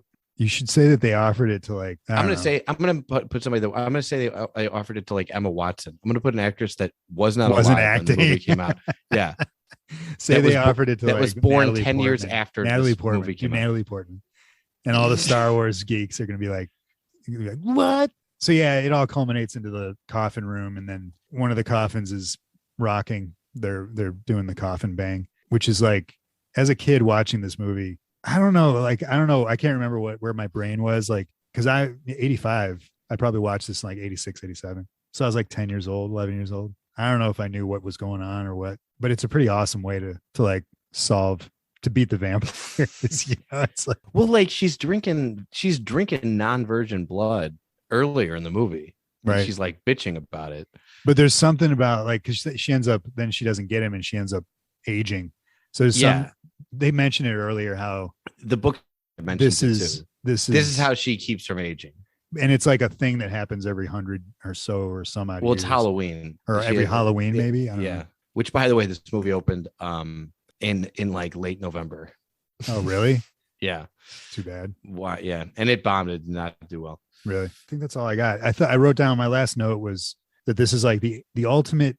This is the ultimate 80s mall movie. Like you're at the mall in the 80s, and you're like, they had those theaters in the mall, and you're like, hey, that's playing. Let's go throw popcorn at the screen, like that kind of thing, like that kind of movie. I'm glad we did this one. I'm glad I was when you said, I was like, oh yeah, why the fuck did I pick One Dark Night? Like that there's a good, what I did notice too during the chase scene. Do you notice there was like that weird like the score is going on, and then there's like a second where it sounds like the Superman score, like all of a sudden, like all of it was like, now that you mention it was and it doesn't matter, but right. I thought that was kind of interesting. But yeah, I really, really love this movie. I was afraid going into it that I wouldn't be able to see Jim Carrey. I wouldn't be able to see the movie because of Jim Carrey, like you'd only see him, but it wasn't the case because he was so different from what we now know him as. Yeah. I mean, when he plays a regular guy, I mean, it works, which is rare, but I'd revisit this movie again. Definitely. You ever see The Majestic? Yeah, it's been a while, but yeah. Yeah, it's a regular dude. Sure. Okay. Yeah. Truman Show's pretty regular. Yeah, Truman, Yeah, those are great movies. He is like, I've always said, like Jim Carrey, if he put himself aside, which I don't know that he's ever done that, and just took a role, like he could win an Oscar. He really could. Yeah, absolutely. I don't know what he's going to do now. Like he's kind of gone weird, but I feel the same way about Adam Sandler, but I know him. Oh, dude, Punch Drunk Love, man. He should have been anytime Adam Sandler should have won for real. For Punch Drunk Love, absolutely. You see Uncut Gems? No, I have no desire to see that. It's awesome. Yeah, but Jim Carrey, no, he's doing the Sonic the Hedgehog movies. Jesus Christ, I know. I tell you what, when I was doing research for this, those popped up, and I'm like, I might watch those. Like they really, They have great reviews. Really? They have really good reviews, which is crazy because do you remember the fiasco with the first one? How? Oh yeah, with the design. I love that they changed it though. Yeah, I know, but I'm just saying, like, I'm surprised. Usually, when you get maligned like that before the movie comes out, you're done. Like that movie's done, But but I saw that they're doing the second one now. So that's the thing. Like they made a bunch of money. Both of them made a ton of money. But I just wish he was doing something. He took like, was it like a non-violence stance or something in movies, or he regretted all. Something. I know he's a bit not a hippie, but I know he's a bit of a. It's a space cadet, a little bit. Yeah, I mean, he kind of got enlightened like after he had made hundreds of millions of dollars. So yeah, but I think wasn't it related to Kick-Ass? He was like, "That's not right." He said something like the character that he regretted doing those movies because of the violence. He didn't want to condone that kind of. Huh. That's stuff. Interesting. I'm pretty sure he said something like that, and that's when he started. He just. Whatever he's doing a Sonic the Hedgehog. I don't know. He was talking shit about Will Smith the other day. Yeah, I know. Good for him though. Everybody should. Yeah, I agree. I just don't want to talk about it. But I think he should come back and do a sequel to Once Bitten. That's what I think. You called Twice Shy, Yeah, Once Bitten, Twice. Jesus Christ, dude. All right, copyright that. Do that. Write that down. Once Bitten, Twice Shy, starring Jim Carrey. He's the vampire. I did like, by the way, when she ages at the end, that like I'm thinking like, oh, she's gonna be like 800 years old, but she just becomes a regular old lady. Like she's like 60. That was pretty. Like that was a good scene. Like Cleavon Little is like, making sure she gets up the stairs, like escorting her up. All of her minions like just run away. Yeah. What else? What else you got? That's all I got. It was good, right? Yeah, man, I really enjoyed it. Yeah. What were we doing with One Dark Night? Jesus Christ. And I was like, I was this close to picking Open Water. Oh, I'm glad we didn't do that though. At least One Dark Night is like 80s. All right, man. So you've got Elemental P. People under the stairs. I can't believe you picked that when like there's a lot of good P. The biggest reason I picked that is because I hadn't seen it and I had always wanted to. Okay, well that's why. Okay, there's a couple of those for me. What do you got? I'm leaning heavy into Piranha, the 1978. Yeah. Joe Dante. Dante's first movie. Solid. Jaws ripoff. I've never seen it. I love Joe Dante. There's also Puppet Master. There's Pumpkinhead. Jeez. There's Poltergeist, which I don't want to do. Okay. You like Poltergeist though, right? I do. I'm not. Yeah. I'm not like a holy shit Poltergeist person. Okay. I love that movie. But I like it. I appreciate it. I like it a lot. It's just not one of my big ones. Sure. Pet Cemetery was one I considered as well. Yeah, I don't know. What do you think? Piranha? What'd you say? Piranha, Pumpkinhead, Puppet Master, maybe Puppet. I'm not really feeling Pumpkinhead, but I've never seen it. Okay. Have you seen Puppet Master? What? I don't know. Like I've seen parts of one of them. Me too. Kid I hung out with used to watch all the Puppet Master movies all the time, so I've seen chunks of all of them, but I've never really sat down and watched. This is where I mean, it's your pick, obviously. But if that's the choices, I'm leaning Puppet Master because I fucking hate puppets. Yeah, I was thinking the same thing. And I haven't seen that movie. I know that I haven't seen it. It would be outside of my comfort zone. I'm really curious if it's like, is it more Leprechaun or more Hellraiser? Like I get a Hellraiser vibe from it. Yeah, it's not Leprechaun. It's more like, I have a feeling. Like, is it fun? Like it should be fun. Yeah, it's about I'm pretty sure. I think it's more people. Actually. I know you haven't seen Phantasm. I think it's more in that. It's not Hellraiser either. It's somewhere in the middle. That's where I'm leaning. Piranha is an actual solid movie. They do a good job with it, and it's got some history. Pumpkinhead also, it's good. Lance Henriksen, it's creepy as fuck. But there's Phantasm too. Oh, that's right. I just said that. Phantasm. Yeah, shit. And you haven't seen that either, right? No, I have no idea what that's about. Really? I'm completely blank on Phantasm. I don't want to pick it for you, but no, like you know the kind of movies I like. You would like Phantasm. You would. It's got a little bit of like Evil Dead. It's got a little bit of Hellraiser. But it's also got camp to it, so it's fun. But I have Who directed it? Is it anybody? Don Coscarelli. Did he do Creepshow? Yeah, I'm in. I don't want to give too much away. I'm in. Let's do. I feel like I just picked that for you.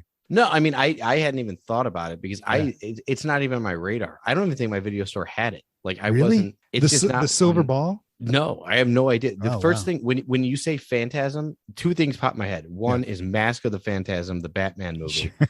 and 2 is The Phantom with Billy Zane. The cover of that box pops in my head when you say Phantasm. It's like neither of those. So I would imagine. I mean, you know. Although now that you say it, I wonder if the Phantasm from Batman, like she's got that sort of like claw thing. I wonder if they got that from, if that's an homage. It's let's do Phantasm. All right, dude. Sure. I think people will dig that. I think they'll dig that. And I haven't seen the original one in a long time. But I also know they recently came on streaming, like all of them. All right. Yeah, let's do it. Dig it. What else? What else are we missing? Let's see. What did we do on the Patreon? We did Tales from the Crypt again this week, episode season 2, episode 7. So if you want to support the podcast directly, head on over there to the Patreon. It's patreon.com/deathbypodcast. We do our second bonus show, BoobTube TV, where we talk about a vintage horror TV show. We've done a few. We went back to Tales from the Crypt. Next week, are we doing the cartoon next week? Yeah. Yeah, we said first Tales episode from of the cartoon. Cool. Yeah. Tales from the Crypt Keeper is what it's called. Tales from the Crypt Keeper, which is on Tubi and YouTube. So we'll be talking about that over on the Patreon. We also got behind the scenes, my famous segment, Adam Watches Star Trek. You can get stickers, our custom stickers over there, all kinds of stuff. Support the podcast. Also, tell your friends, tell your family, tell your cool grandma about the podcast and to listen to it. Share it. It's everywhere you pod. If you want to find us on social media, you can find us on Instagram at Death by Podcast, on Twitter, where we are just burning up a storm, dude, on Twitter, at Death by Podcast. I think like within the last like week, we got like 1 million followers, I think, something like that. Wow. Does that sound right? Twitter's, I'm realizing like what a bunch of dipshits they are over there. You know what the biggest thing people do on Twitter is to get their following and account like popular? They just ask questions. They just go, "Hey guys, Halloween 1 or Halloween 2? Hey guys, Jason or Freddy?" Fuck off.